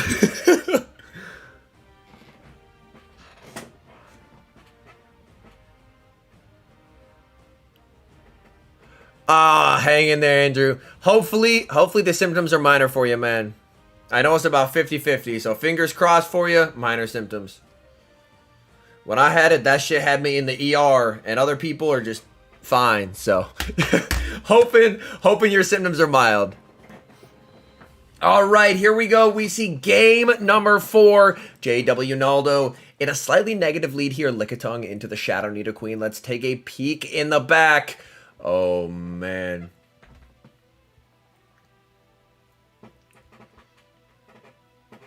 And we do see on Arnatol's side has the Medi and the Umbreon. And in the back here, we have an opposing Medi and a Lickitung. Sorry, the opposing Medi and a Noctowl. Licky's on the lead.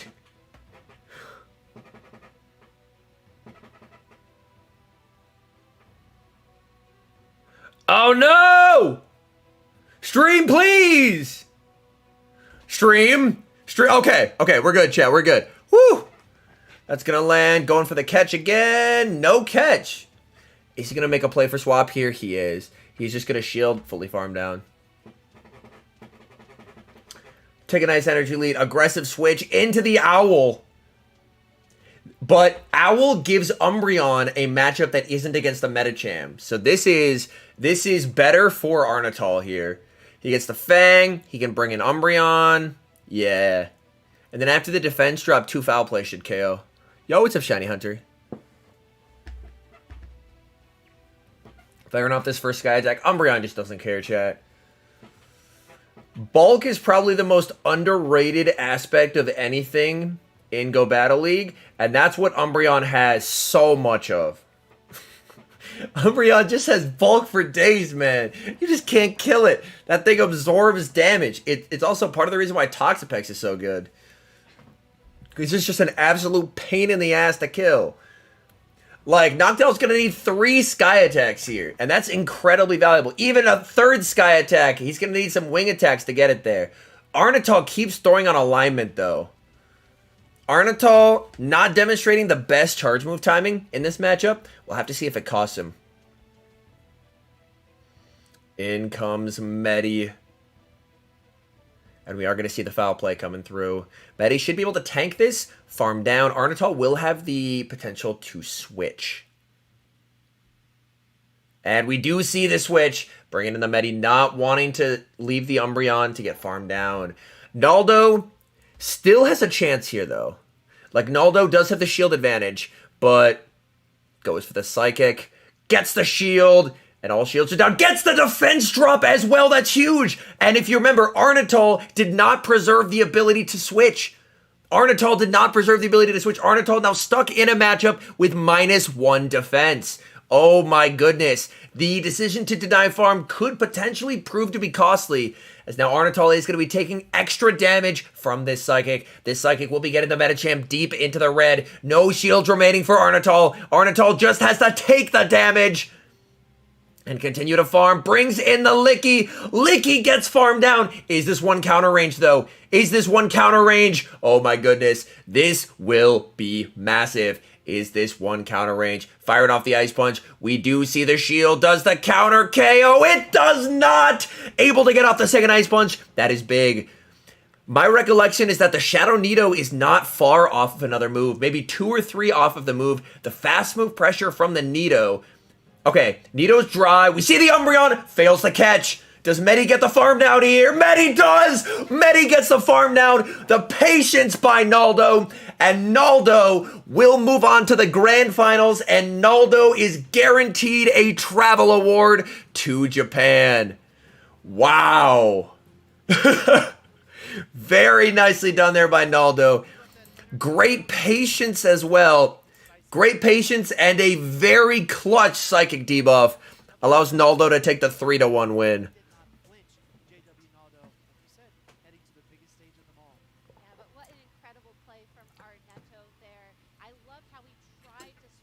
That's awesome, the gross meta. Yveltal is such a monster in Masters. It literally beats every... Well, it can have play versus everything that is not a fairy type. It's so good. Celesteela in Open Grade League, unfortunately, it's just basically a strictly worse Skarmory. I like Focus Blast on Yveltal. If you're running it as a safe switch, you'll want Hurricane for flexibility. But if you're running it as a closer like I do, Focus Blast is the way. Because typically, if you're running it as a closer, you're trying to bait out your...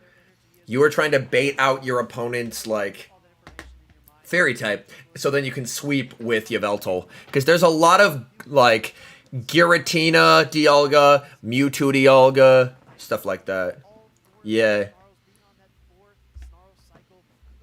Yeah, as a closer, yeah, I would for sure run Blast, because being able to nuke Dialga is so nice. And also because a lot of people are running Hurricane, some Dialgas just don't respect it. So you can just full send it and land it through shields, which is so nice. Got the Hundo circuitry through research? Nice.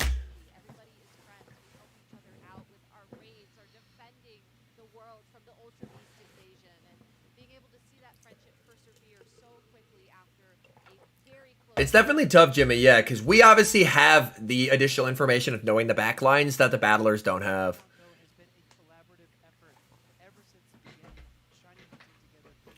Resources, all I have left is Guzzlord. Hey, that's fine, man. I appreciate the invites. I appreciate the invites.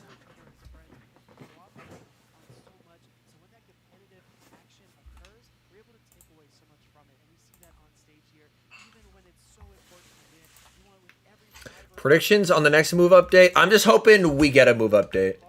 A Zacian Dialga, yes. It is still a very strong core. Yeah, well, we've decided our first grand finalist now. Okay, chat. Alright, it looks like they did a lot of battles off stream. So Crusau is out, Receipts is out, Rafa's out, Patrick E. Albany's out. So we're going to have losers semis, Gabriel versus LNDS Argoff, and then the winner of that plays Arnatol.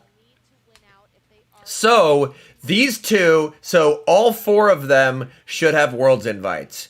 Naldo, Gabriel, Rargef, and Arnatol should all have Worlds invites. And then these two are going to play, winner plays Arnatol, and then the winner of this gets a travel award and gets to play Naldo for the championship.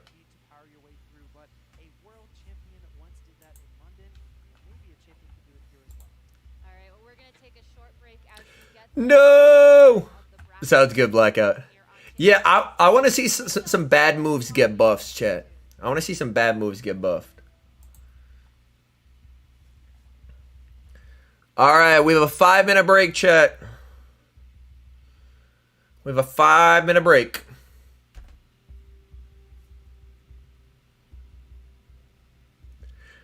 Metal Claw turned into a Vinyl clone opium.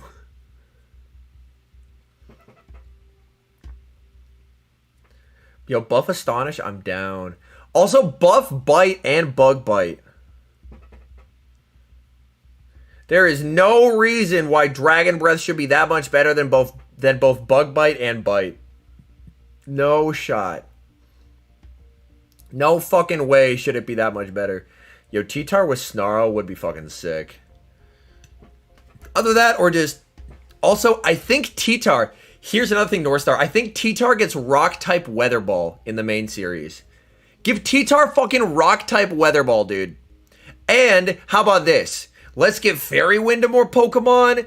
Let's give Meteor Beam to Pokemon that can fucking use it. Y'all probably forgot Meteor Beam is in the game because they gave it to a trash-ass PvP Pokemon. Give Meteor Beam to Mons that can actually use it. There are some really cool Mons that can... There are some really, really cool Mons that can get Meteor Beam. Give Meteor Beam to Mons that can use it. Pokemon Meteor Beam learn set. Alright, who the fuck learns Meteor Beam, chat? Learn set. Clefable. Starmie. Amistar. Kabutops would be a fucking sick one. It gets a Mudshot. Give that shit to Kabutops post haste. Mew, Sudowoodo, fucking Steelix gets it. Oh my god.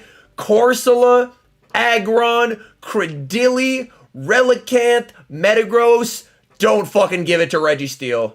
Possibly Regirock, Rayquaza, Jirachi, Bronzong, Rhyperior, Crustle, Caracosta, BEM, Barbaracle, Aurorus, Solgaleo gets it. Oh, fuck. Nihilego, Celesteela, Stakataka.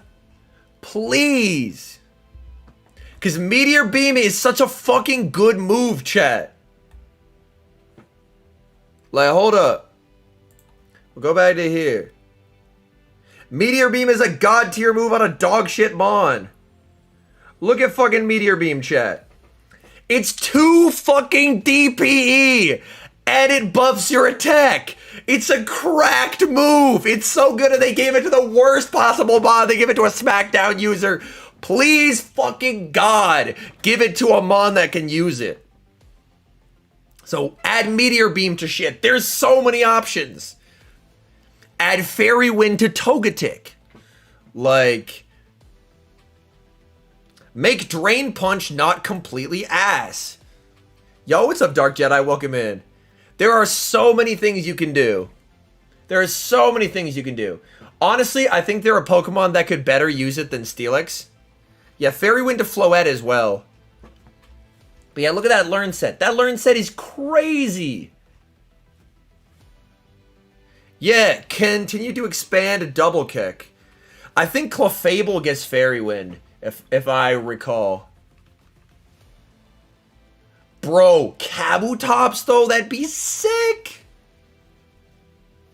Kabutops would be sick. Sadly, I don't think Xerneas learns it. Let's take a look, chat. Let's go to moves. Rock moves. Stone Edge is 155. So a good move, 1.81. But for 5 more energy, you get, and I'm pretty sure, what is fucking Mudshot? Is Mudshot's 9, right? Mudshot's 9. That means, chat, it is 7 to the first Stone Edge, and it would be 7 to the first Meteor Beam. Fucking do it. For 5 more energy, literally the same amount of Mudshots to the first one. But the thing is, Clefable can learn some interesting moves as well.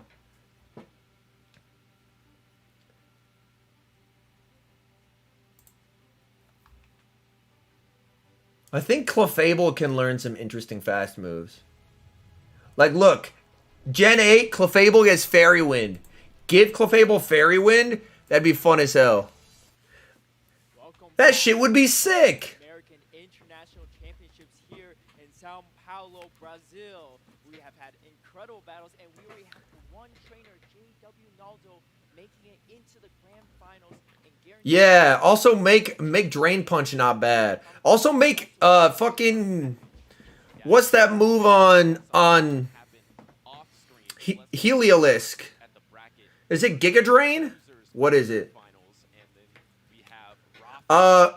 What's the bad move on Heliolisk again? Wait, yeah, why do I have Premier Balls, huh? Parabolic Charge, yeah. And then on the lower hand side there, we got Jeffy, who is actually already qualified for Worlds. I don't know why I have Premier Balls. So that means that there are move updates they can make. Patrick Albany and Rafa will be battling off screen for 5th place and for their invitation to the World Championships. Yeah, so maybe a little I've primarily had Beast Balls, but not Beast. Yeah, Ultra Beast Balls. Counter to Letty, and yo, that'd be kind of hype. Maybe it's from someone whose event has already expired. Yeah. In the Netherlands, yeah, the event's probably over for them.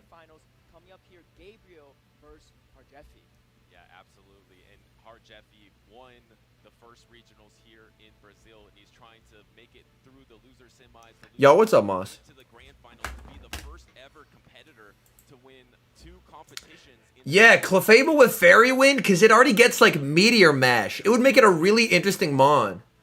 Like, Fairy Wind, Meteor Mash? That'd be spammy. Oh, that's awesome, Date. I appreciate the invite. Thank you so much, man. We already saw JW Naldo secure that grand finals. And how about that purified Sableye with the Power Gym and Toxapex core already making it to the grand finals? Yeah, we saw a lot of incredible plays there too. We didn't see too much of that Sableye. Like, there are so many things they can do. There are so many things they can do to spice things up, make it interesting. Yeah, Clefable with Fairy Wind. That would be extremely cool. We are having the loser semifinals and the loser finals. I just want more dynamic ways to play fairy types. I want more, because Charm, to me, I'm never like, oh, joy, I get to play a Charmer. But with adding Fairy Wind this past season, they give us more dynamic ways to play fairy types, which is great. It gives battlers flexibility to play certain typings a different way. I love it. I want more of that. Hey, sounds good, my man. There was a tough battles going on the loser side of the bracket that we didn't even see Gabriel go through. So he's probably had some really tough competition to make it to this point of the loser semis here. Trying to make Also, yeah, Buff Bite, Bug Bite, and Mud Slap. have already secured their world's invite. They're just trying to go for either that Buff them all, chat. to be the grand Buff them all. Definitely put in some work here. Only losing to the current undefeated trainer JW Naldo. So maybe itching for a rematch there in the grand finals, but has to go through Gabriel. Rapidash, yeah. More than and this is going to be a lot of competition. These are Buff not cut. matchups, so they're all going to play. 3 favorite types? Ooh, that's tough. Gabriel side having that Shadow Swampert, which I would Interesting. That'll depend on stats then, Cito. Swampert in this current format just because of how good it is against the top 5 Pokemon. Because we have that Galarian Stunfisk, top 5 in usage. It's really good against that. And then able the next 3 on the list. Oh, Blacephalon is so attack weighted, chat. Damn. Yeah. Blacephalon is too attack weighted. Look at that shit. Jefe is bringing a blast from the past, the Wall Rain, which is a really That shit is glassier than Haunter. That shit is glassier than Celesteela. Yikes. Kartana with Vine Whip would actually make me consider using it. It's glassy as fuck, but it'd be kind of fun. Honestly, instead of that, I would rather see more moves get made stronger, so that way, instead of bringing Dragon Breath down to other levels, I would like to see some moves brought up to Dragon Breath's level. Gabriel also running that Alolan No, we're talking about Blacephalon.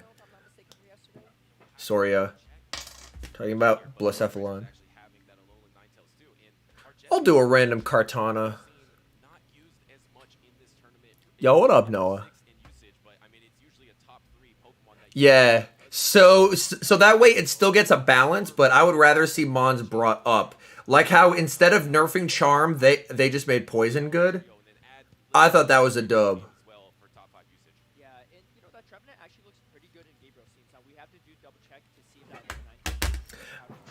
if it is. I'm gonna have to disagree with you on that one, Jim. I want Chansey punted to the moon, but that's because I don't have one. Just hate Daiwa moves. Yeah, it's pain. I believe it is an organization. Yes, the Lindos. Has 2 of the strongest checks to that Trevenant, which is Flying Owl, Noctowl, and the bulky Lickitung. Yeah, absolutely. Once again, it's this double I played a little bit, Noah. I posted a video on it yesterday featuring Shadow Zatu. Yo, J-Hood with the 10 bomb. Thank you so much for supporting the channel, man. I appreciate you. All right, that's some sprays. Oh, that is too cold.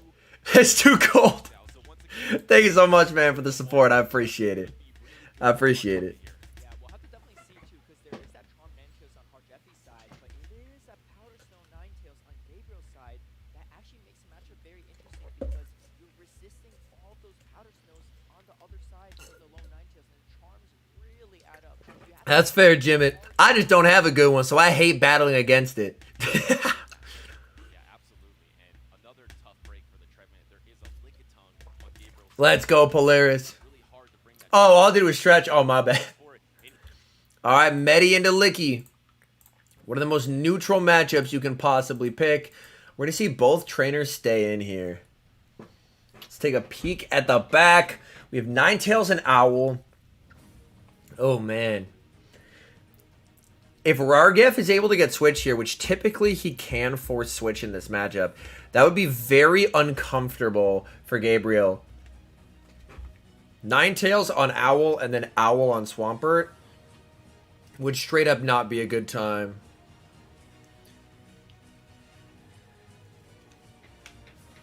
All right. Look, he is going to strike with the body slam. Are we going to see Rargef make a play for switch? He is going to make a play for switch here. Commits the shield, farms down the Lickitung, and wins the lead. Looking to immediately pivot. Checking for a G-Fist. That is not there, and it's the Shadow Swampert. Oh, man. The Shadow Swampert, as we discussed earlier, is a lot worse for Owl, because you're going to see a distinct difference in Hydro Cannon damage.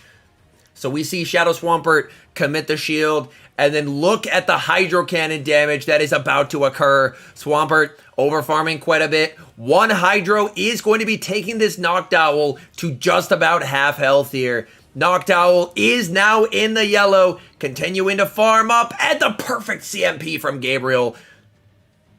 Noctowl has to shield if they want to get off this move. Noctowl, thinking about it, is going to commit the shield, wants to get the final shield away from the Swampert. Swampert, I mean, you can shield this, overfarm by getting to the moon. That's exactly what he's going to do. He knows how powerful this Shadow Swampert can be as a closer. Swampert going to be able to overfarm quite a bit here, farming up to the back-to-back, and will guaranteed get some damage off on that final Pokemon, which is definitely a tough spot to be in if you're Rargef. This Hydro Cannon is going to be taking out the Owl. Still does have the Medicham to potentially try and force either a Hydro or a Switch out into the Owl. In comes the Medi. Medi had the move loaded! Oh no! Gabriel lost track of energy, and now this Ice Punch is going to land. Ice Punch is going to get him low, saves it for later, sends in the Owl. Owl is going to be met with the Ninetales. Definitely not a great spot to be in here if you're the Noctowl. Noctowl continues to farm. We do see the overfarm there by Rargef not wanting to throw an alignment. Alright, going to be firing off the Sky Attack. Rargef has to undertap this. If he throws one more Charm, he will get outpaced here, and he is going to undertap it. Going for the Weather Ball. Noctowl is tanky, but this is a super effective Weather Ball. Is this going to be enough to take out the Noctowl? Noctowl able to hang on. It's just too tanky, folks. Able to hang on and reach this second Sky Attack. Is this going to be enough? Can the Ninetales survive this? I think the answer will be yes. Sky Attack gets the Ninetales low. In comes the Swampert. Takes it out. And Mudshot's down. It gets the Hydro Cannon. Mudshot goes before Charm, folks. He throws no bubbles. It KOs the Medicham anyway. And Gabriel takes game one. Wow. Mudshot 2-turn move. Charm 3-turn moves. He was in 1 Mudshot range, so the Charm damage never registered. Wow. Chat, that's why you run Noctowl. That shit is unkillable. It's so good. It's so good. Noctowl is just too tanky, chat. Noctowl is just too tanky. IVs matter? Yeah, he saved the Swampert, and it paid off there.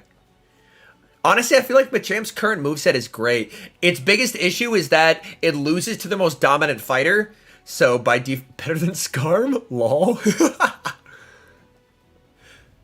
Skelzen, sometimes YouTube automatically changes it for no reason. I should be streaming in HD, so what I'd recommend is if you're on your phone, if you fully close out of the YouTube app and then reopen it and then click on the stream, sometimes that can fix it. I have that issue watching other streams on YouTube, and if I close out of the app and reopen it and then click on the stream, sometimes it's better. Also, you can go to the little gear icon in settings and then try and adjust it. But I know sometimes that doesn't work, and if that doesn't work, then you might have to just fully close the YouTube app and reopen it. Yeah.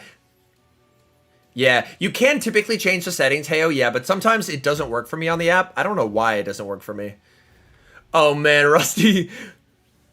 Yeah. Oh, yes, sorry. You were saying that I did Buzzwole for 18 hours. Sorry. I thought you were saying Henry, did Buzzwole for 18 hours straight. Don't need no more. Yeah. Who is the best fighter? Medicham. Medicham. It worked. Awesome. Happy to hear that.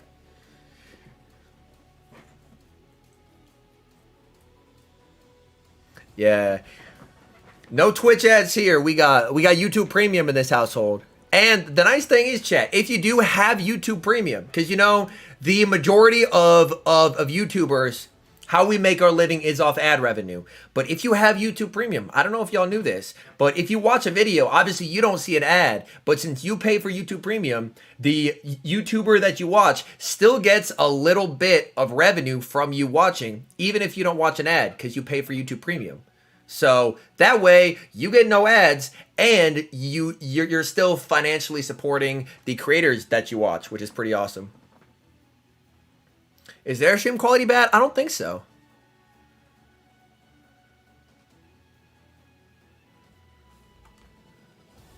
But yeah, the little gear icon. I'm scared to increase it, chat. All right, we'll go to 720. Yeah, the downside is YouTube does get money that way, YouTube Premium, but not having to watch ads for me is worth it. Yo, Illify with the bomb, 25. Holy, thank you so much, man. I appreciate that.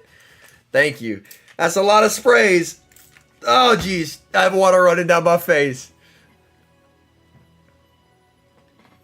Oh, wow, Arnab. That's kind of nice. Yeah, YouTube Premium, at least for me, because...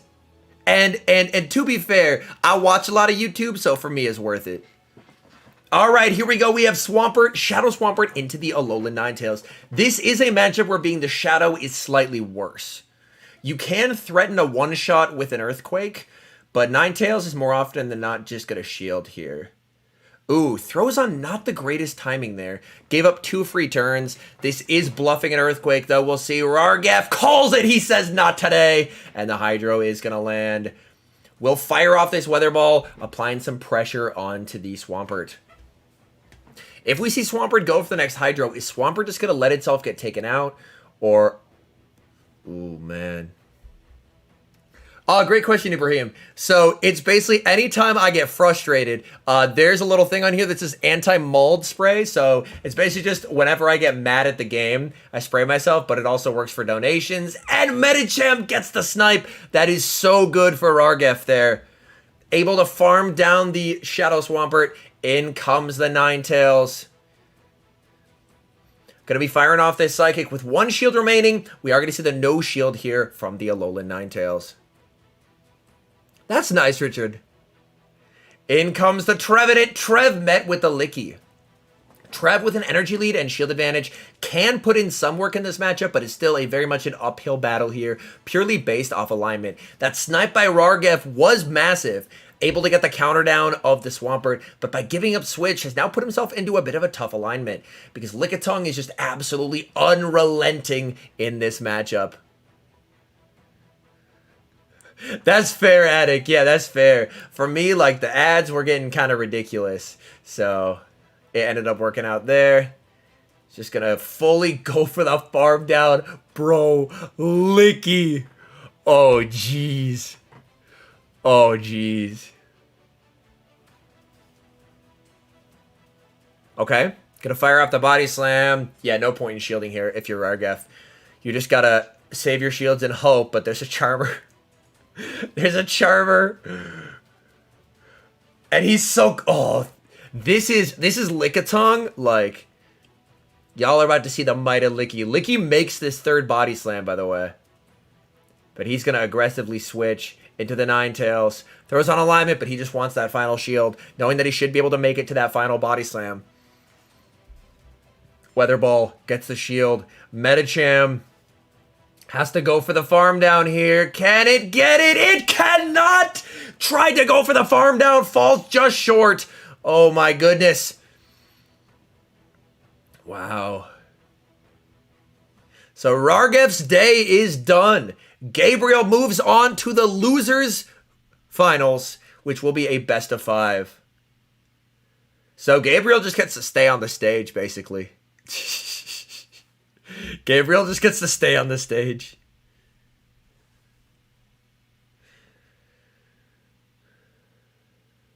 Yeah, the picture-in-picture for me is huge.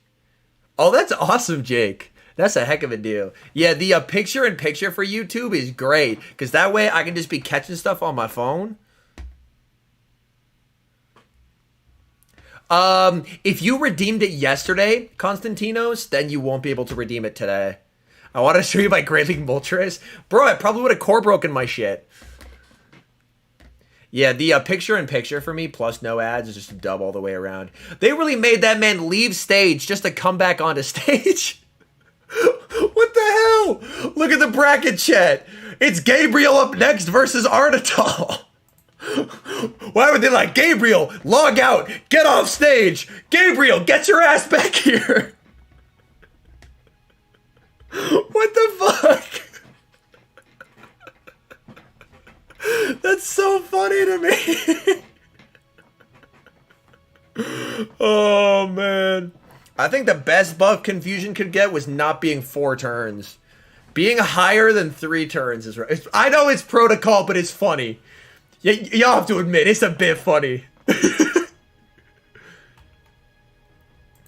Yeah. Drink breaks are good. Drink breaks are good. Absolutely.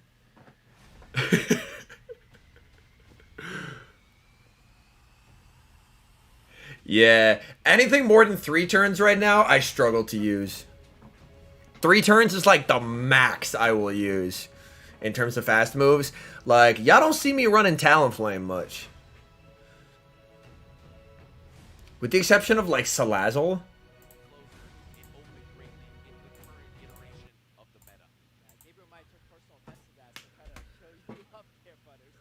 Too intimidating to leave him there? Welcome to my house, new player.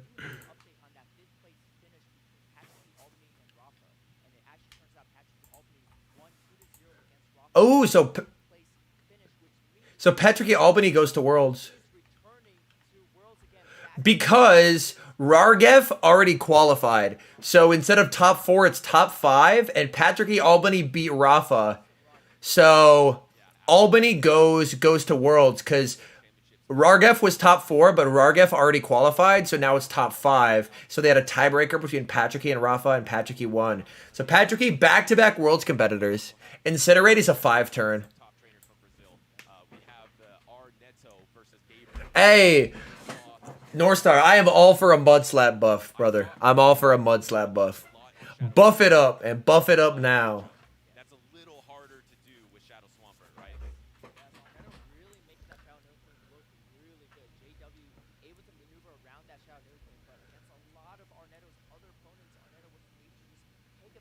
Mud slap 3.6, 2.6.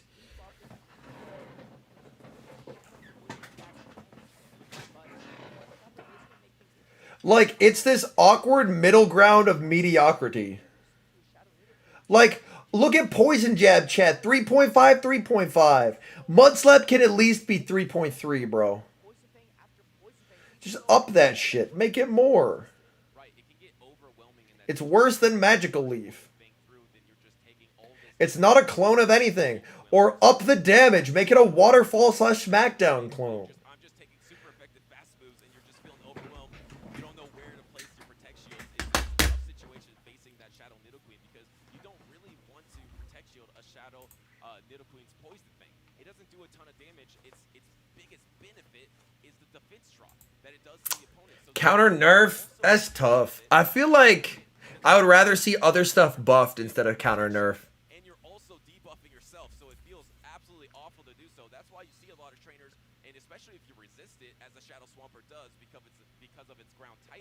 What makes counter so good? Just its moves. Like, it's 4 damage per turn and 3.5 energy per turn. Which, if you look, is kind of the best balanced move. There's nothing else with, like... 7.5 combined is crazy. Even Charm is only 7.33 combined. Not yet, Jake, but when we have them, I should post them in the Discord. And then I might go live around noon tomorrow. Counter is slightly better move than Shadow Claw. I think Shadow Claw is 3.5, 3.5, right? Or Shadow Claw. Am I blind? Oh, sorry. Shadow Claw's 3-4. Yeah, Shadow Claw's 3-4, so it's 7. It's still not as good as Counter, which is 7.5. It does require quite a bit of shield too. A lot of that showdown instinct locks into that Noctowl or even that Medicham is having to shield a lot of these moves, but the process of spending those shields. I would like to see the Fangs get buffed as well. Give the Fangs slightly better. Like, if you... Like, the fact that Bite is worse than the Fangs is a crime. Or the Shadow did a point there, but I just want to mention another 2 picks that is quite uncommon: the Umbreon and the Skarmory. Umbreon, yeah, definitely. Yeah, so Poison Jab is 3.5. So we have Shadow Claw, which is 3-4. Super bulky, able to resist all that lick damage. Yeah, Shadow Claw is 3 and 4. Then we have Poison Jab, which is 3.5, 3.5. And then we have Counter, which is just strictly better at 4, 3.5. Gumshoes needs a buff. Gumshoes needs all the help it can get, chat. Gumshoes needs all the help it can get.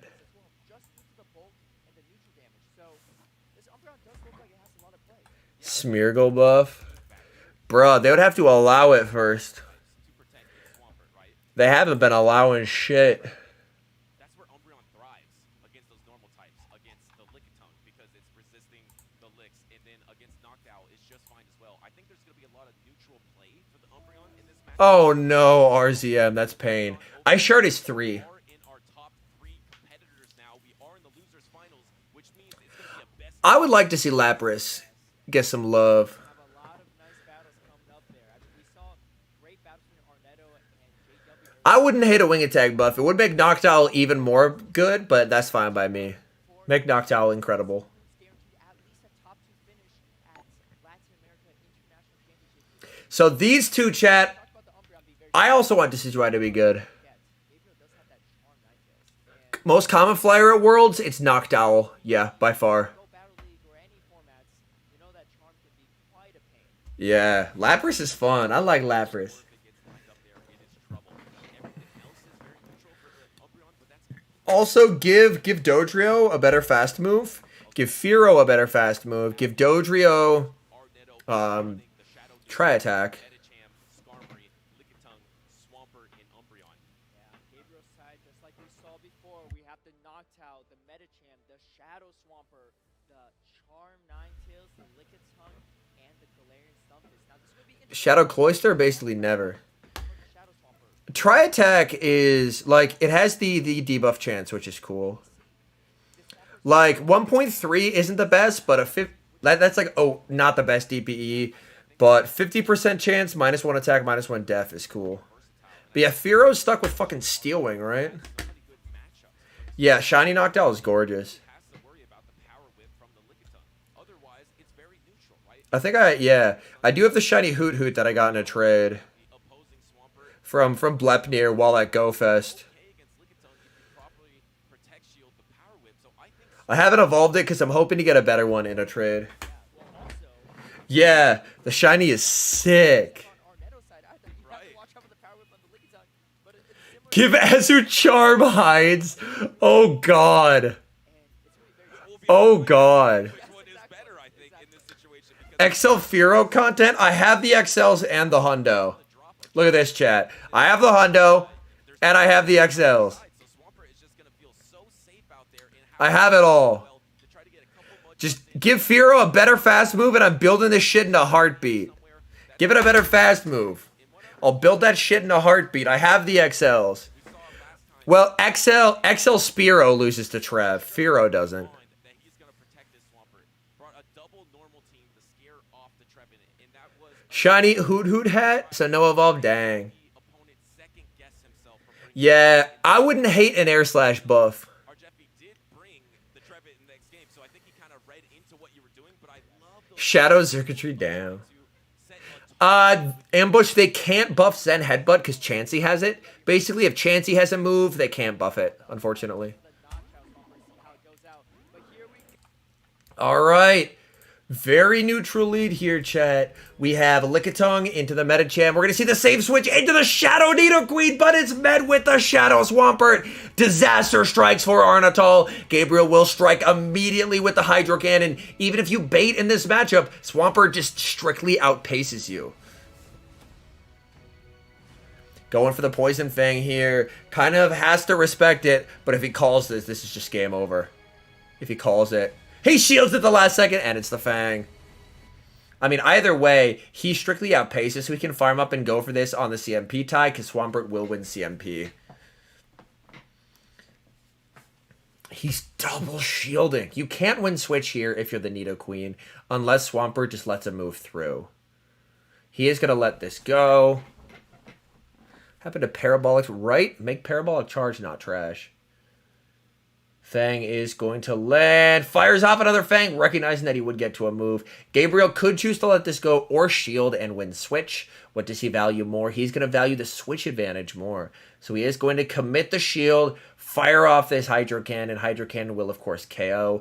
And now it's going to be in the zeros. Licky versus Medi on both sides. So this is going to come down to gameplay more than anything. Bringing in the Medi, getting a small energy lead. Oh man, do you bring in your own Medi? But then it's the Licky mirror in the back. Shields down, identical Pokemon, very similar energy situations. He's going to bring in the Medi. Now Gabriel's Medi does have the energy lead, and he's going to strike first with the Psychic. This Psychic is going to land. If he gets a debuff, the debuff plus the counters may put it into Ice Punch range. We'll have to see. No debuff. Going to send in his own Lickitung onto the Psychic. Very, very interesting. He's going to save the energy here. Basically use his Lickitung as a damage sponge. But this does give the opponent an opportunity to get a lot of energy here on the Licky. Going to farm up. And the Body Slam is reached. Might have wanted to go for a catch there. But now he loses his Medicham. Oh my goodness. That is not the best for Arnatol. Arnatol does still have an incredibly healthy Lickitung and will need to maximize the time in this matchup to get as much energy as possible because Gabriel's Medi is just so incredibly healthy. Firing off this Body Slam, Arnatol. No shields remaining on either side, so this damage will have to land. Continuing to overfarm. Probably just going to farm up to 100 here. Farm up to 100 and then hope that the licks will put it into Body Slam range eventually. It's not in Body Slam range at the moment, but the hope will be after some licks that it will be. Switch Clock is coming up. He's going for the Power Whip here. Okay? Wants to guarantee the KO, but I just don't think that he preserved... Question is, did he overfarm enough? I don't think he did. I don't think he overfarmed enough here. Will the licks get it into double Body Slam range? Oh man, this will be close. If this is double Body Slam range, Arnatol wins. He should throw one more lick and then his Body Slam. One more lick in his Body Slam. He does not. That might cost him, chat. That might cost him. This is going to come down to the wire here. Is this going to be enough to KO? Body Slam onto the Medi. Medi survives. Hanging on incredibly low HP. Had he thrown on good timing there, I think he wins. That's one lick range. That's one lick range. Arnatol had the game, throws it away by not throwing a lick and then the charge move. And we see an unfortunate defeat there.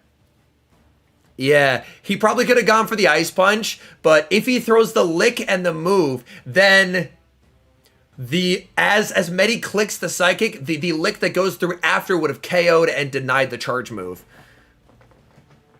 He threw back to back, which you never want to do. You want to throw one lick and then your move. Dang, Arnatol had that. Arnatol had that if he throws on better timing. Because Gabriel was full committing to the Psychic there. But not throwing the one lick and then the move cost him. That is unfortunate. To be so close. But that's what it comes down to at the end. No shields on either side. Identical Pokemon. It comes down to execution there, and the execution just wasn't quite there. There's a Hoot Hoot. Not shiny. Rip.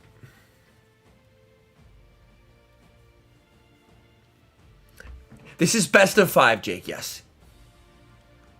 So he still does have time to rally back, but that was a very winnable game. Yeah, if Gabriel threw the Ice Punch, it would have been a moot point, but it looked like he was full committing to the Psychic.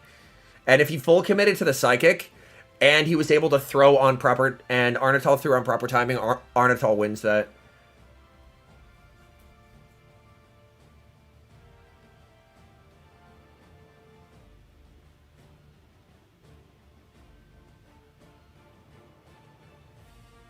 Unfortunate there. But I'm excited to see game 2, because that was an extremely close game 1. And regardless of the outcome, we just see close games. That's kind of my goal, where it comes right down to the wire. And also, damn, even on day 2, that stage looks so nice. That stage looks so nice.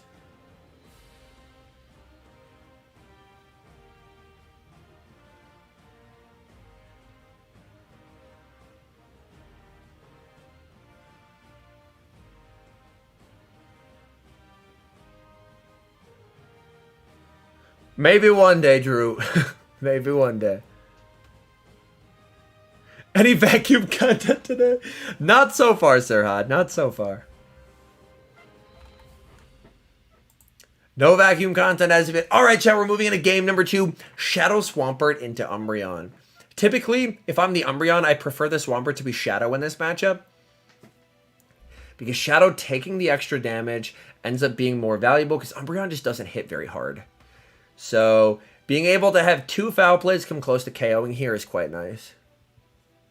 Foul play number 1 is going to land. And as you see, that is the big difference in this matchup between being Shadow and being not. If you're Shadow Swampert, I believe you want Hydro plus EQ in this matchup, if I remember correctly. But that's not going to happen before the second foul play will arrive. And we're going to see the immediate shield from Gabriel, wanting to try and get as much value as possible out of this Shadow Swampert. We do see in the back. Okay, he is full sending the Quake here.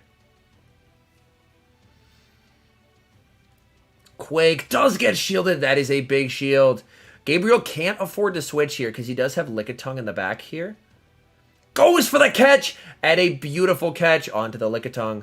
Okay, so he's basically just saying, I'm willing to bring this Licky into a bad matchup. If you're Umbreon, you're perfectly fine with staying in here for a long time, because these Licks are doing very negligible damage in this matchup. So you're pretty okay with just staying in here as the Umbreon, maybe even entirely playing this matchup out. Even if they body slam you, that's fine. A body slam's not going to KO here. I really like the decision. Like, look how much damage Licky has already taken, chat. Licky is a very tanky Pokemon, and even like a partial health Umbreon is putting in so much work against the Licky. Going to fire off another foul play. Licky will have to throw within the next 6 licks, or Umbreon is going to reach another foul play here. That foul play is going to land. Licky farming up, and we do see firing it off after 5 licks. Very nicely done. If you're Arnatol, I think you let this go and you go for the full Skarm farm down.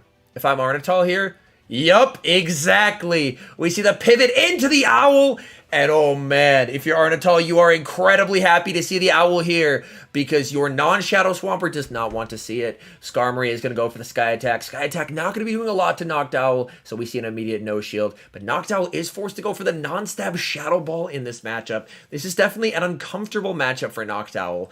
Noctowl will go for the Shadow Ball. The Shadow Ball is going to be putting Skarmory into the yellow health here. Firing off that Shadow Ball. Shadow Ball is able to connect. Skarmory will continue to farm up. Skarmory farming up. We see a banked move and a switch into Swampert to absorb this energy. Wanting to save the Skarmory with a move loaded, because that Shadow Swampert could potentially be scary in the back. Noctowl goes for the Sky Attack. One Sky Attack will be able to land. I believe Swampert should be able to outpace here, and does. We see the Swampert perfect counting. Did you guys see that Arnatol with a perfect overfarm? CMPing the Owl. Absolutely beautiful execution there by Arnatol, able to deny Noctowl's energy and leave with a couple extra mud shots. That is big. Gabriel is going to send in the Lickitung. Lickitung gets outpaced because of Arnatol's overfarm. That decision by Arnatol paying absolute dividends right off the bat, as Lickitung is not able to force a shield with a body slam. Down goes Lickitung. All this Swampert has to do is force the final shield, but this is going to be tough. Fires off, one short of the back-to-back here. This is a little scary. Do you save the shield, try and go for the farm down? That's exactly what he's going to do. Arnatol throwing here would be a mistake. He's going for the air slash down. Skarmory gets the air slash down. And we get the equalizer from Arnatol. Umbreon put in so much work there. And the catch by Gabriel honestly ends up hurting him more than helping him, as he basically got rid of his entire Lickitung at the expense of only half of an Umbreon. Yeah, Umbreon in chat shows up every time Umbreon's popping off, and he's like, "Woo, Umbreon!" I love it, man. I love it. That's hilarious. I'm that damn good, bro. Umbreon had. I mean, Gabriel has to start bringing that A9, dude. He just has to.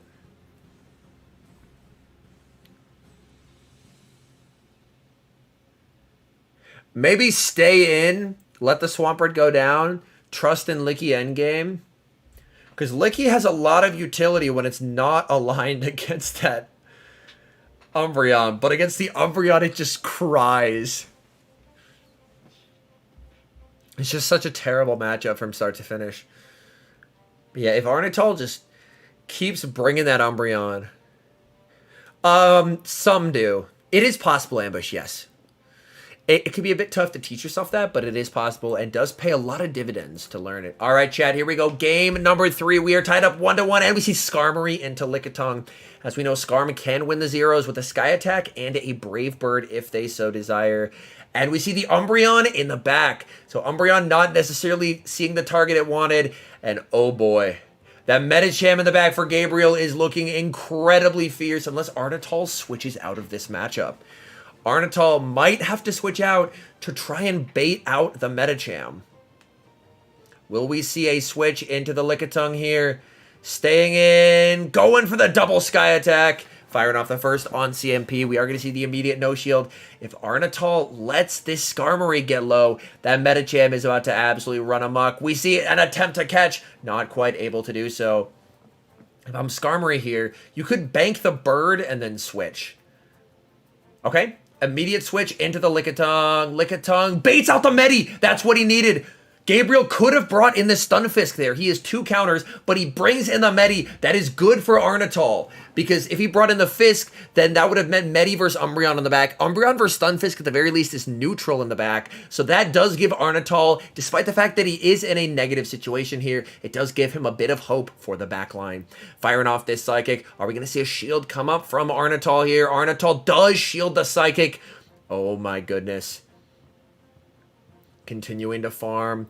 He wants that switch advantage, and he's going to fire off the body slam. This will be lethal. Are we going to see Medicham commit a shield in this matchup? Medicham has to shield or it gets taken out. He's going to let it go. He's going to let it go. Probably bring in the Stunfisk here, and we do see the Stunfisk. So now, the nice thing is, Arnatol has all the information in this moment. Arnatol knows Gabriel's entire line. Gabriel doesn't know Arnatol's third here. Gabriel is going to shield. He doesn't know the third, but he does know there's a Skarmory, so he wants to try and keep that Stunfisk extremely healthy. Fisk will be able to farm up to the over the back-to-back rock slides here, and this rock slide is going to be lethal. Oh, man. You can't afford to bring the Skarmory here. Skarmory has energy, but the Skarmory's energy is more useful against the Licky, so we will see the Umbreon. Umbreon, its bulk is about to be put to the test by this energy lead Stunfisk. Stunfisk is going to fire off the Earthquake, and we see an early shield from Arnatol, anticipating that he was not going to bait the first one, and shielding the move that will do the most damage for the rest of the match. We see an aggressive switch back into the Lickitung. Lickitung is going to be able to absorb that foul play. A very, very nice catch there by Gabriel. Foul play is going to land, getting the Lickitung low. Umbreon going to stay in here. No, he's going to fire up. He's going to go for some energy, bring in the Skarmory. This is going to KO, but this sets up Stunfisk to get a massive energy lead again. If you're Stunfisk, you just farm up to 100 here. Ooh, could have overfarmed a bit more. I would have liked to see a bit more of an overfarm there, since you're in a dominating matchup and the Skarm was completely dry since they only banked at 5 air slashes. Does have quite a bit of energy here, but with the shield advantage, this is definitely looking a bit scary. This Earthquake is going to land. 2 Earthquakes. We're going to have to see. I don't think they quite KO because Umbreon is very tanky. This Earthquake is going to land. It does get Umbreon into the yellow, but Umbreon had already taken some pretty significant damage, so I believe we're going to need to see another Earthquake and a Rock Slide. And if you're Arnatol, I believe you need 3 foul plays here. First one is going to land. Oh, man. 3 foul plays may not be enough. We'll have to see. Throws on alignment. Oh, man. Giving a free mud shot is tough in this matchup, but I would rather be Arnatol in this moment. I would rather be Arnatol in this moment. We are going to see very nice timing here by Gabriel. This Earthquake should not KO. And then we're going to have to see, is the foul play going to be enough to KO? It's going to get the Umbreon very low, though. Umbreon able to hang on, throwing on, good timing. This is the game. It has to KO, or the Stunfisk will reach the Rock Slide in one more mud shot. Foul play onto the Stunfisk. Stunfisk able to hang on, gets to the Rock Slide on very low HP. Gabriel barely able to survive in this matchup, taking out the Umbreon, and Gabriel 1 win away from getting that travel award. Wow. Incredibly close game there. Incredibly close game.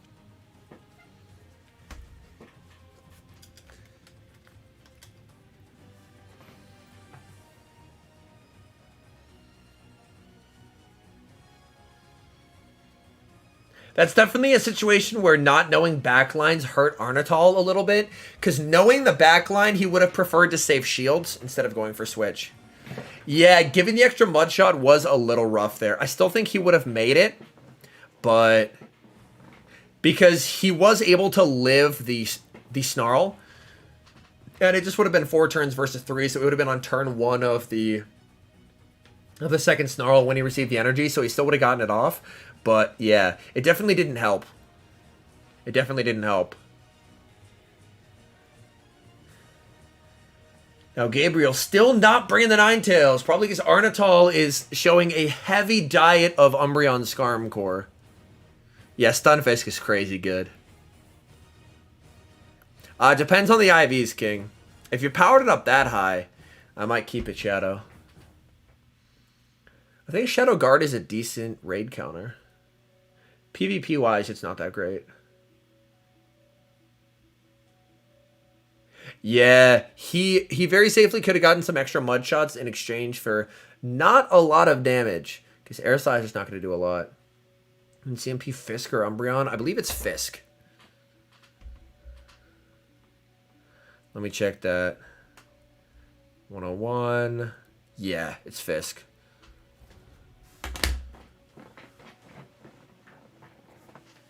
And it's not in a range where IVs can affect it.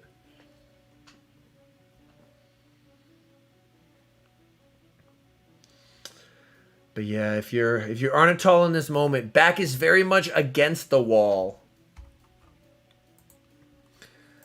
Have to win the next 2 to try and take home this travel award. Either way, both competitors are going to Japan, but at this point, flying from like South America to Japan, definitely not cheap. So this travel award, they are playing for thousands of dollars here. And if you're Gabriel, 1 win away from getting your travel paid for, which removes a massive barrier to entry to actually making it to Worlds. We'll have to see. Are we going to see the equalizer and forcing a Game 5? Or are we going to see Gabriel take this home in Game 4 and secure the travel award package? The uncomfortable thing about Gardevoir is Psychic subtyping with Fairy kind of hurts it. Because, like, in the Zeros, it's a Charmer that gets just bodied by Giratina. And that's uncomfortable in the Zeros. So, at least in Masters, it feels like the subtyping is more of a hindrance than a help.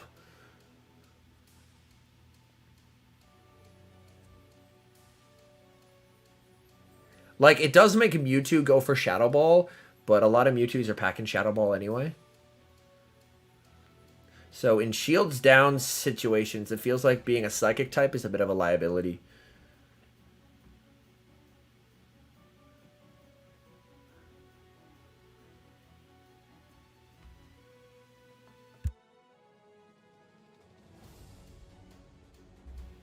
And we are going to see Lickitung versus Noctowl. This is very tough. Arnatol's team is extremely weak to the Noctowl, and Gabriel leading it right off the bat. If Gabriel wins Switch here, things are looking incredibly good for Gabriel because he has the Ninetales for the Medicham and the Lickitung for the Swampert. So right off the bat, I would much rather be Gabriel in this matchup. Gabriel making a pretty insane read here on teams. Wanted to bring the Ninetales, possibly for the Umbreon. Umbreon actually on the bench for this one, but does have that target available in Medicham. Firing off another Body Slam. I have been accepting some raids, yes. Oh no, I'm going to miss that one. Body Slam is going to connect. Ah, you hate to see it. Noctowl will fire off the Sky Attack. This Sky Attack is not going to be enough to KO, so Lickitung is going to be able to absorb it, fire off the Body Slam, but this Body Slam is not going to KO either. And then this will set up a perfect Wing Attack farm down for the Noctowl. Noctowl's going to leave on pretty low HP, but will leave with a lot of energy loaded, which is exactly where you want to be in this matchup. In comes the Medicham, looking for the snipe, going to reach the Sky Attack. Does Sky Attack grab a shield here? Sky Attack does grab a shield, and now you can bring in the Ninetales. Opponent used a shield in a poor matchup. In comes the Ninetales, doing a lot of charms. These charms absolutely going to hurt. We see the Psychic fired off on poor timing. Psychic not going to be lethal from this range. Honestly, might see a... We do see a shield. Gabriel possibly predicting the Umbreon in the back, wanting to keep the Charmer alive. The Charmer does get the farm down, denying the Ice Punch. And now you're in a tough spot. You can bring in the Swampert, but this Ninetales is absolutely loaded. And Ninetales with energy is definitely when it's at its scariest. In comes the Swampert. We are going to see a throw on alignment. Again, poor timing from Gabriel, which is quite unfortunate there. Weather Ball not going to KO, but it's a tough move to let go, especially when you know this charm damage is going to happen. We do see a beautiful catch onto Lickitung, predicting that Gabriel would throw on alignment again, and therefore Arnatol able to take advantage of the poor timing and make a catch. It's not going to save him, as we do see a switch into Noctowl. Swampert trying to Mud Shot down and gets the Mud Shot down. Okay. In comes the Ninetales, just to force the energy. Licky should still be able to close this because it's the non-Shadow Swampert, but Swampert with this much energy is always scary. Down goes the Ninetales, in comes the Lickitung. I don't believe a Hydro plus an Earthquake is going to KO, and as you see, he is just going to stop throwing his charge moves, and we see the collapse. Gabriel is going to be able to take this, recognizing that with the non-Shadow Swampert, he just cannot do enough damage. And Gabriel is going to take home the Travel Award and move to the Grand Finals versus JW Naldo. So impressive the entire tournament, but finally getting taken out, and Gabriel is on his way to face the competitor JW Naldo in the Grand Finals. So now we're going to have Gabriel's team with that Alolan Ninetales against that Toxapex. All right, chat. I have to run to the restroom real quick, so I'm going to play an ad or two, and I'll be back. And I just want to talk again how impressive it is out of Gabriel to win games in so many different ways.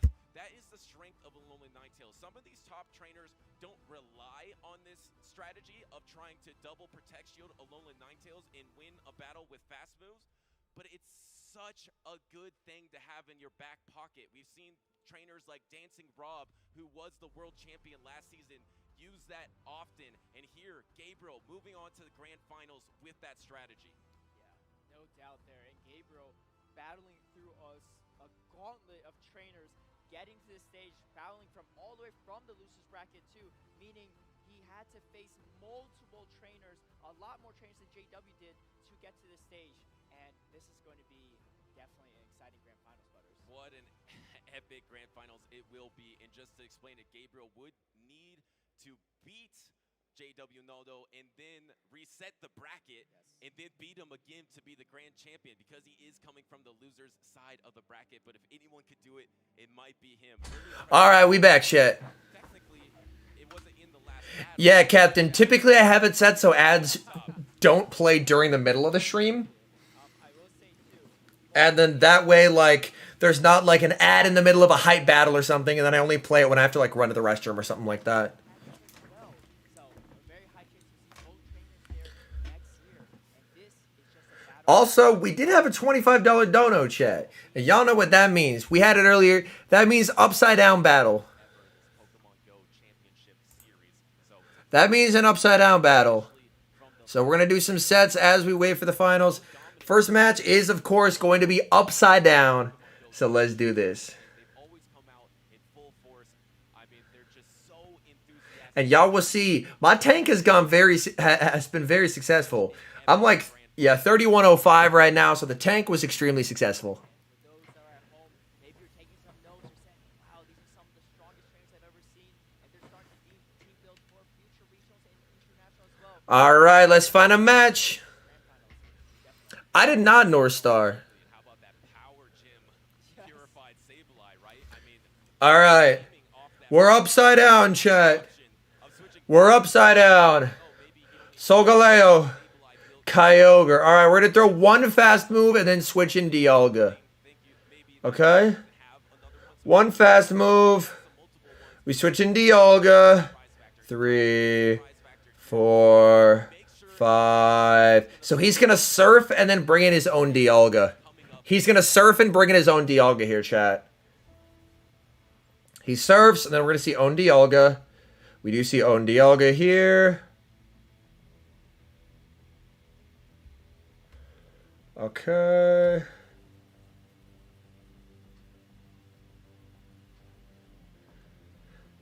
Iron Head bait, just because I want the extra damage here. I'll probably die before I get this. Yup.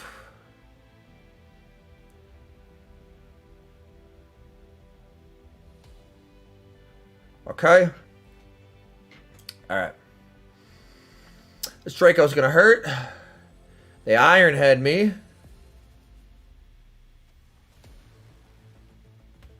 Alright, this Iron Head, I believe, should KO. I'm upside down, so who the fuck knows? But I believe it should KO. Doesn't quite KO. No! Just an Iron Head Copium. Not a Draco, surely. Just an Iron Head, okay.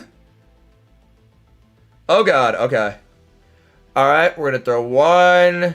And then switch. Because it'll be the Kyogre again.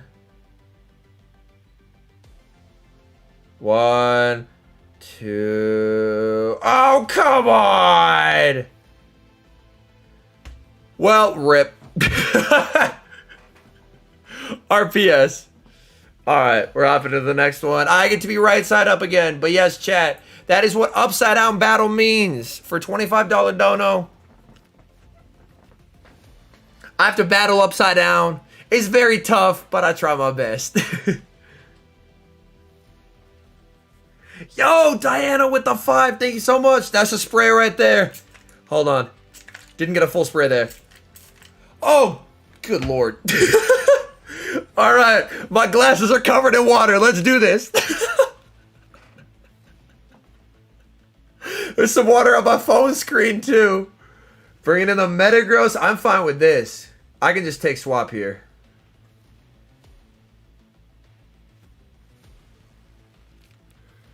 All right, but yeah, thank you so much for your generosity, Diana. I appreciate that. We go Iron Head. They call it. That's a nice play. But now I can just 2-shield through this with relative ease. They mash me. Checks out.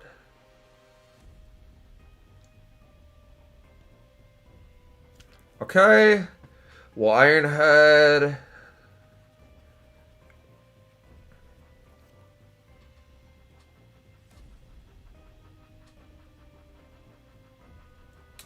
I'll leave with a lot of energy, which is nice. And I should stay outside of Psystrike range. They Quake, as they should. They don't get to another move. I just farm them down. If Mewtwo comes in, I throw 1 DB and then my move. Okay. 1 DB and then the move. Also, I just noticed the sticker says critical hit. That's funny. Yo, what if they added crits in the game? That'd be kind of crazy. I'm still not in Side Strike range. They have to go for a ball here. I still don't think Side Strike KOs me. They do go for the ball. Okay. Zacian.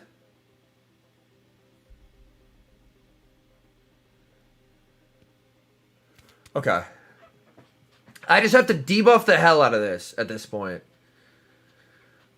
Yo, it's an Ironhead Trust. Oh, God. Okay. They are not at back-to-back here, so they could throw a play rough here. They close combat. They shouldn't be at 2. Oh, no! They do outpace. Fucking quick attack is so fast. All right, I'm dead, chat. I live! I live! Oh! I live! I live! Solgaleo!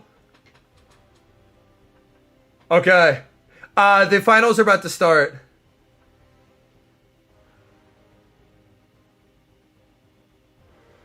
Okay. They make it to the player off. Player off won't KO.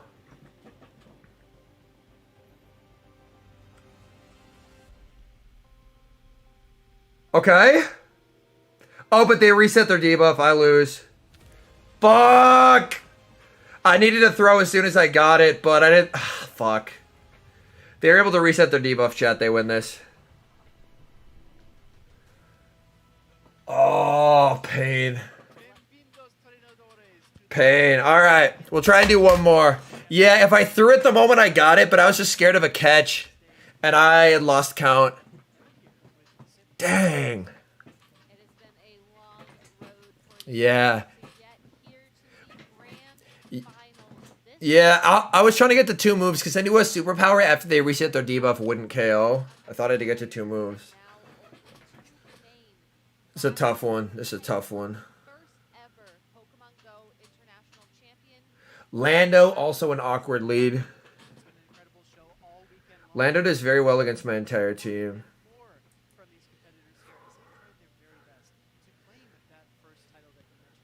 8.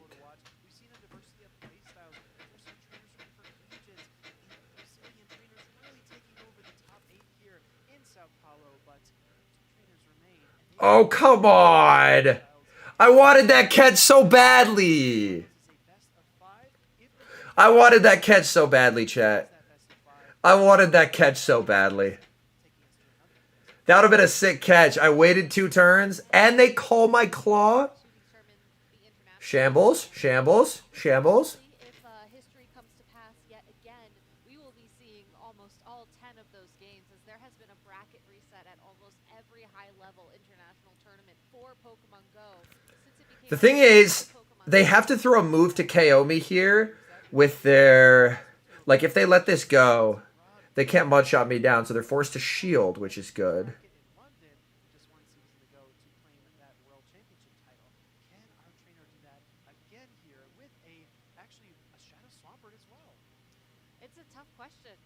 They don't make it. That's good.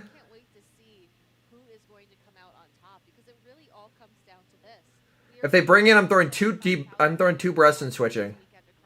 Oh, they bring in the Zacian. Okay. They've already punched their ticket to Worlds. Now it's time to fight for the brand champion title, those trips, the money, all the prizes. It's all on the line. It's all on the line here, and we have a long road to go. We're on 5. I'll shield this. This will do the most. Then they have to start superpowering. I should have clicked my move anticipating the switch in. They superpower here. I'll go for the extra. I need this to not KO. I know there were a couple times while we were watching where it does. Fuck, I lose. But will it be enough to reset the bracket and take the title? You'll have to tune in as our players are ready on stage. I needed to throw that Take it away. as soon as it happened because I lose CMP there. They're too healthy. GG's. Unfortunate. Unfortunate.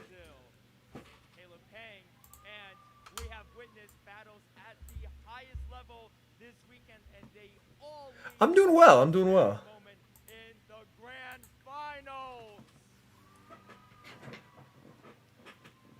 8 trainers made it to Ooh. I would hold on to him for now, and then when you have enough where you can max a mythical, then I'd chuck it in. JW Naldo, undefeated, running Nice, Landon. with the daunting and lurking Toxapex to round it out. Also hailing from Brazil, we have Gabriel battling through the losers bracket with the hard-fought Shadow Swampert and cleaning out a lot of opponents to make it to this grand final stage. Yeah, double ground makes it awkward for him to bring Toxapex. Headers, take your seats, good luck, have fun, and everyone at home, strap in for some of the best battles. Wow, Indra. Was that all from in-person raids then? Holy. Of a lifetime. I mean, that sets a pretty high bar, but I think we're going to hit it and then some here. Chills, Gabby. Chills. Absolute chills. It's going to be so epic to watch. Thank you so much, Caleb, for And Naldo comes from the winner's bracket, so he has to lose 2 best of 5s in order to lose. If Naldo wins the first, it's just over. We've seen a lot of knockdown in the tournament this weekend, a lot of Galarian Stunfisk, but there are so many unique picks here.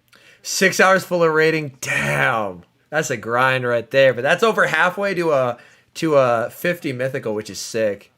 I think so, and I'm looking forward to see how these trainers are preparing to approach this matchup, given, you know, that there is this potential, like there is almost a potential for them to play a very similar game, you know, rely on the Yeah, there was a teaser for Stack Attacka. I'm excited. It's such a cool Pokemon. like the Ninetales. You max the Zarude? Hell yeah. I think the only thing we can do at this point is wait and see what kind of strategy they pick, because we've seen both these trainers be very flexible in how they approach games and very, you know, able to adapt. Like, you could bring the Pex, but with double ground, it's incredibly uncomfortable because We're ready to go to the stage to take a peek and actually start breaking down this matchup, which I'm so excited to do. I really can't wait. This is so exciting. Blacephalon is so attack weighted, though. From a PvP perspective, it's going to be pain.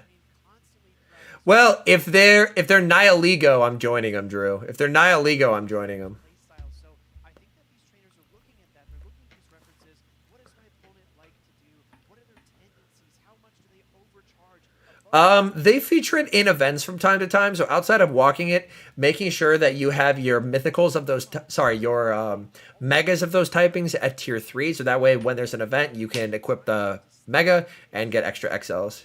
And then be aware That's funny, Lawrence. as well. Am I too predictable?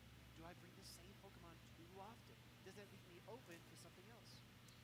Just to give a quick recap, as these trainers are trying to figure out their strategy for this game, JW Naldo on the left-hand side of your screen, coming in from the winner's side. Let's take a peek at these teams. Finals, is running a team of the purified Sableye, Noctowl, Galarian Stunfisk. Gabriel's team is so strong versus Sableye. The Lickitung facing off against Gabriel. Licky's probably the safest pick. Yeah, today's Ultra Beast raid day. And there's guaranteed rare XLs from in-person raids. Noctowl, Medicham, Shadow Swamp, I would say team-wise, the edge is to Gabriel. and Galarian Stunfisk. So some very familiar faces on both sides of the field.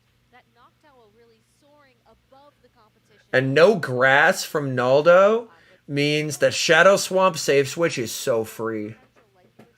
Shadow Swamp save switch is so free. What I think is really key here to understand is that although these trainers share these I believe, from what people have said, it sounds like it's guaranteed. Stunfisk and the Lickitung, After I get accepted, I applied to the website that hosts it, and so I'm just waiting to hear back from them. for JW Naldo, the Sableye, with his weakness of Fairy type, is really shored up by that Toxapex pick. And for Gabriel Yehovah as well, his Swampert and Alola Ninetales combination gives him so much flexibility. He has a charge move oriented Pokemon in the Swampert and a fast attack. Yeah, Licky's been tough, but they have had it in a few events, which has been nice. He's able to change up the playstyle, take away protection when he wants, and apply fast attack pressure with the Alola Ninetales. Yeah, and that's something that JW Naldo has to Ah, got you, Umbreon. We've seen Swampert as a Pokemon throughout the Go Championship Series. Honestly, Drew, it's mainly for rare candy. I got cleaned out. Oh, it doesn't show here, but I'm just shy of 200. Now it's down to like 100 rare candy after building Solgaleo, and I need rare candy. I need a couple hundred at all times in case they drop a new legendary. It's always worth having. Always worth having. Or is this just them trying to catch me early off guard and then fall back on those bulkier picks like the Sableye or the Lickitung after that? No, you actually made a great point there, Gabby. You said aggressive. I think aggressive here is a key in terms of the difference in play style because both of these trainers... Celesteela in the Great League? Probably not, because it's basically just a worse Skarmory. Really fearing a Medicham on the opposing side, or they can switch it up and be a little more dynamic. Shadow Swampert can come out to play. The Toxapex can rain down those poison... It's basically just a worse Skarmory, unfortunately. The only reason it's worth keeping for Great League is for a future limited meta like Flying Cup. With Flying Cup,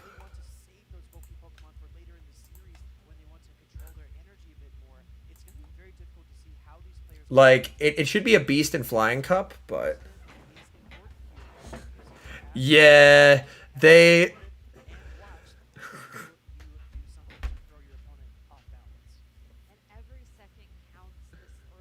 Yeah, it is like strictly worse Skarmory, with the exception of you can run it with Smackdown and Flying Cup, but they're gonna ban it from Flying Cup. I'm very confident.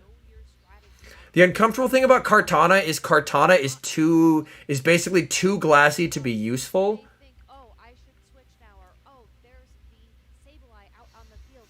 Like, Kartana is glassier than Haunter. It dies to everything.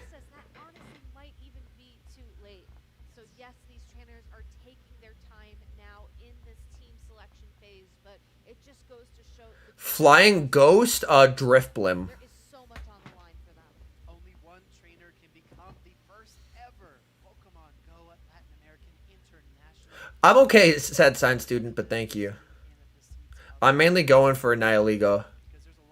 Yeah, Corviknight, depending on moveset, should hopefully be better than Skarm. So, Gabby, if you were in this position, if you had to decide whether or not you would go with a certain strategy or not, I mean, it's so tough to weigh the scales here, but what would you do? Yeah, Benny, exactly. That and then Flying Cup. Because with so much on the line, you got to fall back on that experience, fall back on your knowledge, and trust that you will be the first international... Yeah, Shadow Vic is tanky compared to it. All right, we see the Toxapex. Oh my goodness. He brought the Toxapex, saying no way he leads a ground type, and it finds a good matchup in Noctowl here. Toxapex, extremely good at getting shields down in this matchup. Sky Attack #1 coming through. Y'all already know Toxapex doesn't care about a Sky Attack. Sky Attack is going to land. We see the Sludge Wave right away, wanting to guarantee a shield or big damage. Immediate no shield from Gabriel. Gabriel knows that he does it. That he does live it, but it's not going to be particularly comfortable. Going to continue to farm here. Tries to CMP the Brine, but he's going to let that go. Can he get the farm down before Owl reaches a third one, though? That will be the important thing to watch for here. Looking for the farm down. He could have farmed down, but got worried. Fires off the Brine. Bit of a misplay there by Naldo. Could have farmed down and left with energy. And now in comes the Swampert. We see the immediate pivot into the Sableye. Sableye, uncomfortable in this matchup because a Shadow Hydro does put Sableye into the red, and an Earthquake, of course, will one-shot.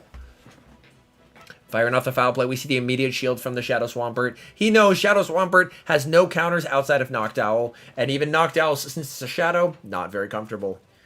This thing, it just has so much energy. I think you have to call this. They have too much energy, you have to call it because you should live it. He is going to call it. Force them to throw again on CMP. That's exactly what he's going to do. Can force the final shield if you want to, but then this sets up Swampert to farm down, which I think is almost scarier.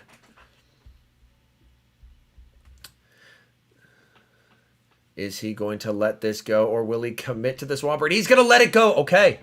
He's going to let it go, and then just go for the farm with Medicham. Medicham, these resisted counters, able to take out the Sableye. And now it's Medicham with a 4 counter lead, but having taken 4 Shadow Claws versus a Toxapex that does have some HP to it, a non-insignificant amount of HP. He's going to send in the Pex. Has to go for the Psychic to KO here. Goes for the extra firing off the Brine. We'll see the immediate no shield. Gabriel ideally would like to get this into a range where an Ice Punch will KO, but that's going to be tough sledding for sure. Going to farm up to the back-to-back, go for the Ice Punch. And now this is, after some counter damage, this is approaching Ice Punch range. So this is looking like Naldo has this. It still doesn't kill the Toxapex! This thing does not die, chat! It does not die. Toxapex refuses to die. You no shield in case they get the defense drop here. He does go for the no shield. Very nicely done. No defense drop, but you can just double up on Ice Punches and the game's done. Oh, man. Toxapex is just such a beast. Good grief. We are going to see the double Ice Punches reached, and this is just game. Gabriel may honestly let this go. He knows he's at the double, so there's not a point in shielding. Naldo taking the 1-0 lead, bringing the Toxapex, anticipating there wouldn't be a ground lead, gets the correct team call, and Toxapex, freed from alignment against the ground type, able to put in a ton of work there. A risky decision, but a decision that works out very, very nicely. Hey, absolutely, Stuart. It happens, man. It happens. Yeah, Toxapex is such a beast.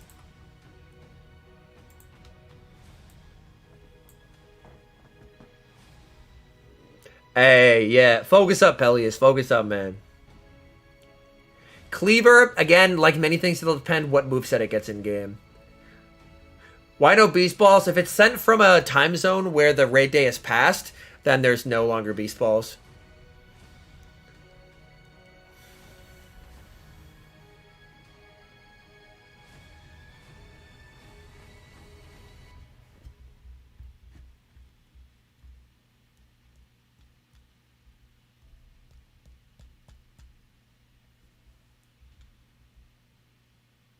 Greatly Guz, there's a research over in today that is like do raids. And then the more raids you get level 15 encounters. Yeah, if you can land the sludge, it does a nice amount of damage. Sad Science Student, if you hop in the Discord, you can post it there. Because the auto mod oftentimes just removes friend code. So ! Discord, you'll be able to hop in and then you can say, hey, I have a Celesteela, and then people will be able to help you out if they need one.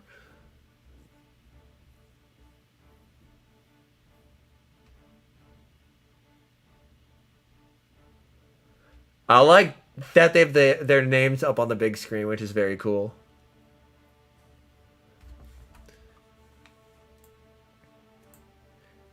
Hey, that's fair, DJ. That's fair. Let's go, MJ. Congrats.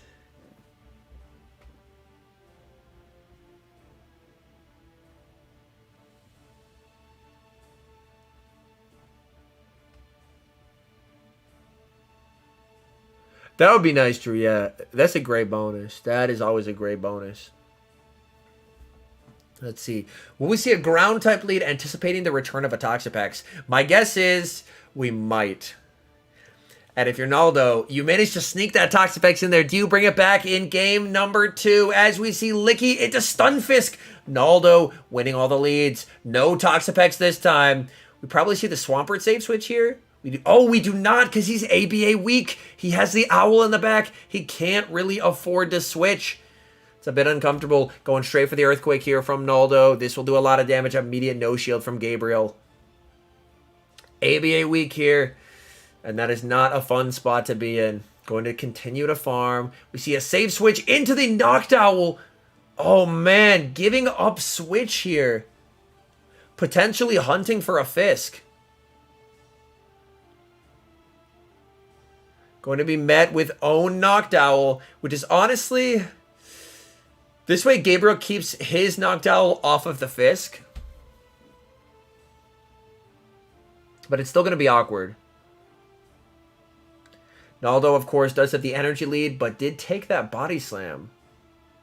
Going to continue to farm. Going for CMP. Gabriel's does win CMP, which is very useful information to have. The Sky Attack is not going to be lethal. Gabriel will reach the next Sky Attack before Naldo does.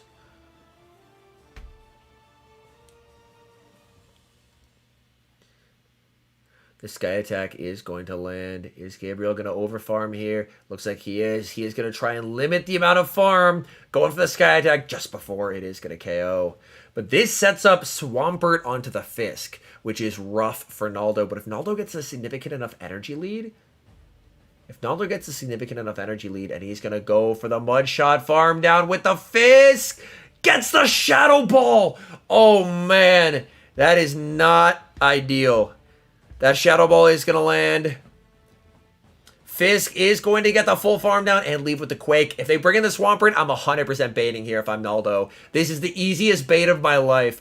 He does it! He brings in the Licky! He wants to absorb that energy onto the Lickitung. Are we going to see a shield here? He's going to let that through. Oh, man. Earthquake is going to KO. Then it's going to be Medi versus the Shadow Swampert. This is going to come down to baits. Aggressive switch, and it's a simultaneous switch. Shadow Swampert into the Medicham. Oh my goodness. Pup would be nice in this scenario. If you're Naldo, do you just go for the counter down? Do you not even throw a move?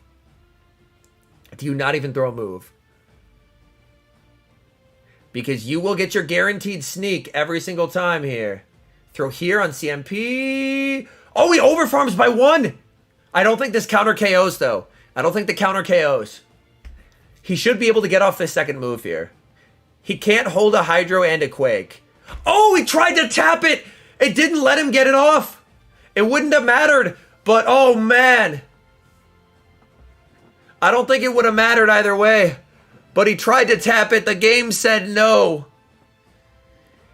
I mean, he would have been able to counter down anyway. So I don't think that'll be disputable. Exclamation point game. But Naldo now 1 win away from the clean sweep.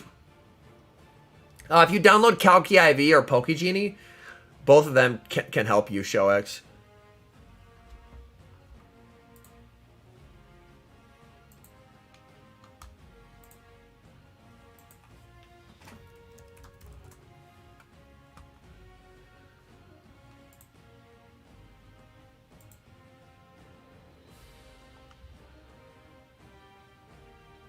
It should have worked regardless, I think, but just game was slightly bad.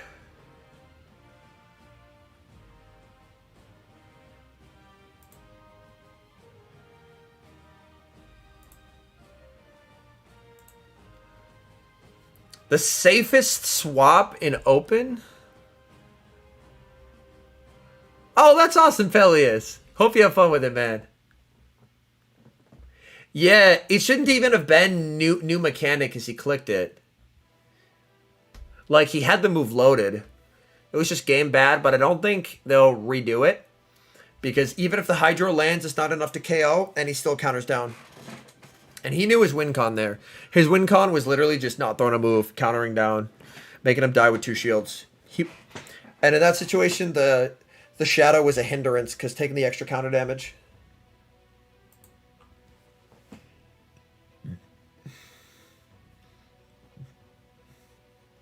But yeah, safest switch, probably Sableye. Oh man, those are some sick IVs, but yeah, that would be tough to build around it. We see the Toxapex return in Game 3, and Gabriel is absolutely core broken by it. But oh my goodness, take a peek in the back. That Ninetales will sweep the back line unless Naldo pivots out of here. He goes for the catch. He fails the catch. Sableye is going to be met with the Ninetales. We'll have to see the rank on this Ninetales. Can Ninetales survive and get to the return? Can Ninetales survive the return? This comes down to rank. Gabriel trusting it is Ninetales. He must have a good rank. He's actually going to undercharge it to try and give farm. He wants farm on the Pex. And we see a stalemate. Neither one of them throwing a move. Trying to deny the farm. Oh, man. But now it's going to be Swampert onto the Toxapex. It's going to be Swampert onto the Toxapex. This is only a Weather Ball. He knows his counts. He's going to let that go. But Swampert on the Toxapex is definitely an uncomfortable spot to be in. He's going to bring in the Swamp. We're going to see the Brine thrown immediately. Brine, not the strongest move ever, but if it's let through, then the potential of a counter down becomes real. Brine lands. Clock not quite up yet. The clock is up now, though. Going to be going for another Brine. This will be forcing a shield. This Shadow Swampert does have a ton of energy. Swampert has to shield this. But Swampert, this energy is universally useful. You stay in with the Pex and force them to throw. He is going to stay in with the Pex, force the Swampert to throw. This is the Earthquake. Is he just going to let it go? He's going to let it go. It is the Earthquake. Earthquake is going to KO. He's trusting in his Medicham. I don't think his Medicham is going to be able to do what he needs it to do. He gets denied on the switch in, which could potentially be game altering here. He does get denied. Shields up the Hydro Cannon. We see the aggressive switch back into the Medi. Opponent just has too much energy here. Gabriel should have this. He had to bait out the Ninetales, but by doing so, he gave up alignment and got one of the ground types onto the Pex, and that's just game. Gets the defense drop as well. Yeah, if it wasn't over already, it definitely is now. Oh, no. He even calls the Ice Punch bait. You hate to see it if you're Naldo. He's going for the Psychic at -1. This thing is going to hurt Medicham almost into the red after tanking that move. Medicham continues to farm. Ice Punch is reached. This will KO. And Naldo, bit of a risky move there, but doesn't work out for him.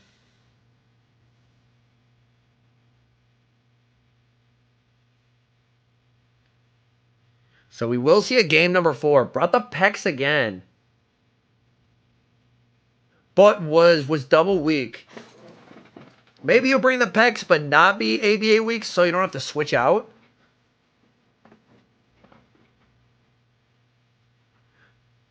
Licky's tankier, I believe, is typically why it's used.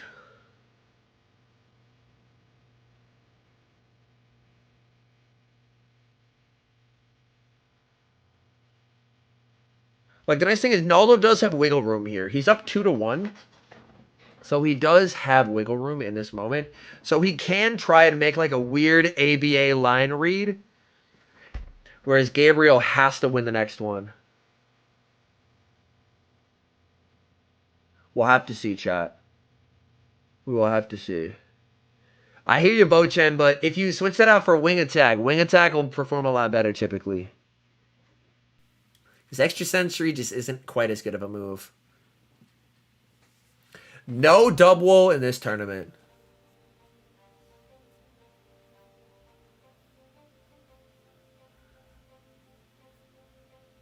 Fast forward? I wish I could. This is live, 3Dan. This is live. I wish I could fast forward. But this is live, buddy. Oh, I got you, Bochen. Nah, still just the same Buzzwole. If Gabriel ties with Naldo, we go to a game 5.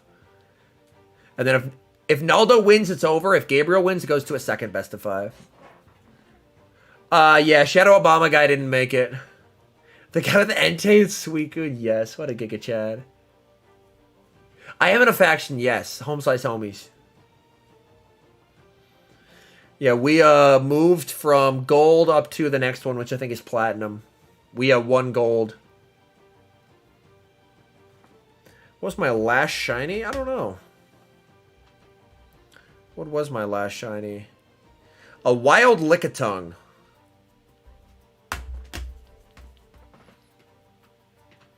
This is the grand finals, yes.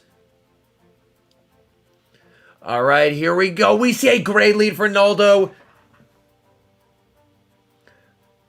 A save switch into his own Owl, but he doesn't have a good response available in the back. So he's going to stay in here, fire off the Sky Attack right away to guarantee that he will be able to win the mirror. That is nicely done. If Gabriel wants to win the mirror now, Gabriel is going to have to commit a shield. Because he threw as soon as he got it, taking advantage of the 1-turn swap. That's a nice play by Naldo. Sky Attack coming through.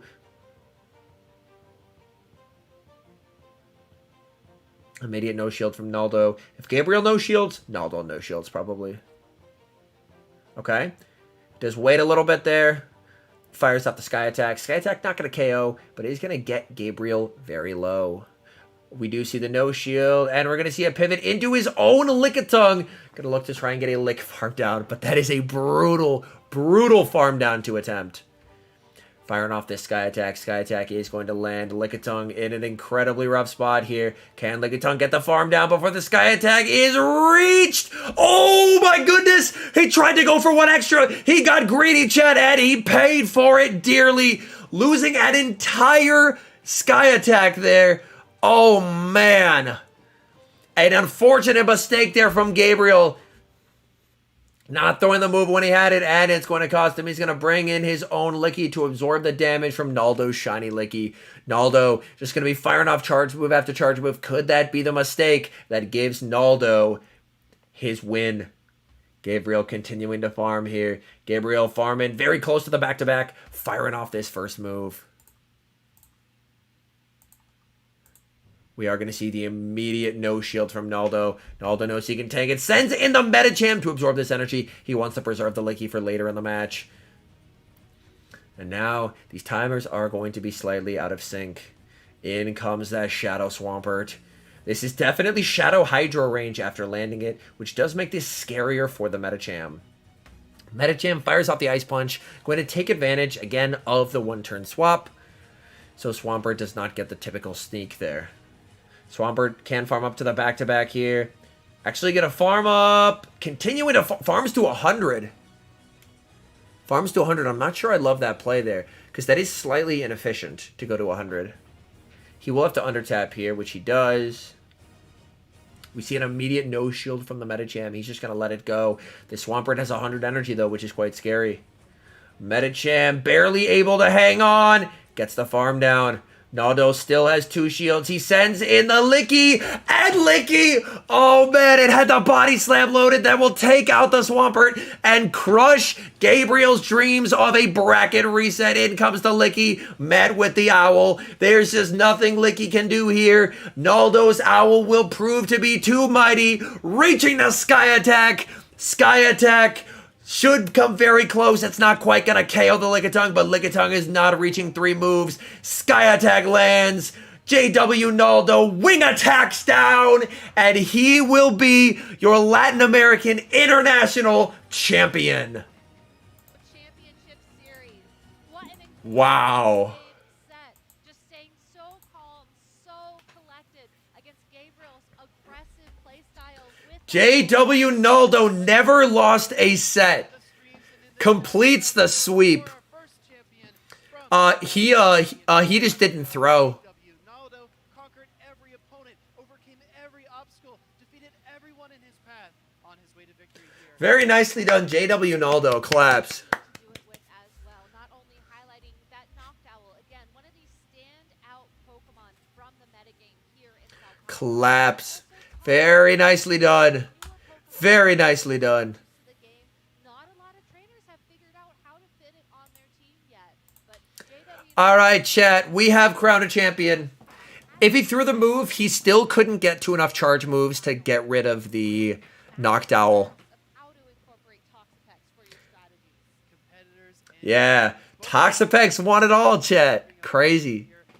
All right, I think that's going to do it for me, y'all. We have crowned a champion. I appreciate y'all for hanging out. If you haven't checked it out already, I posted some absolute heat Master League Spice with an XL triple bear theme team consisting of level 50 Ursaring, level 50 Pangoro, and level 50 Ursaluna.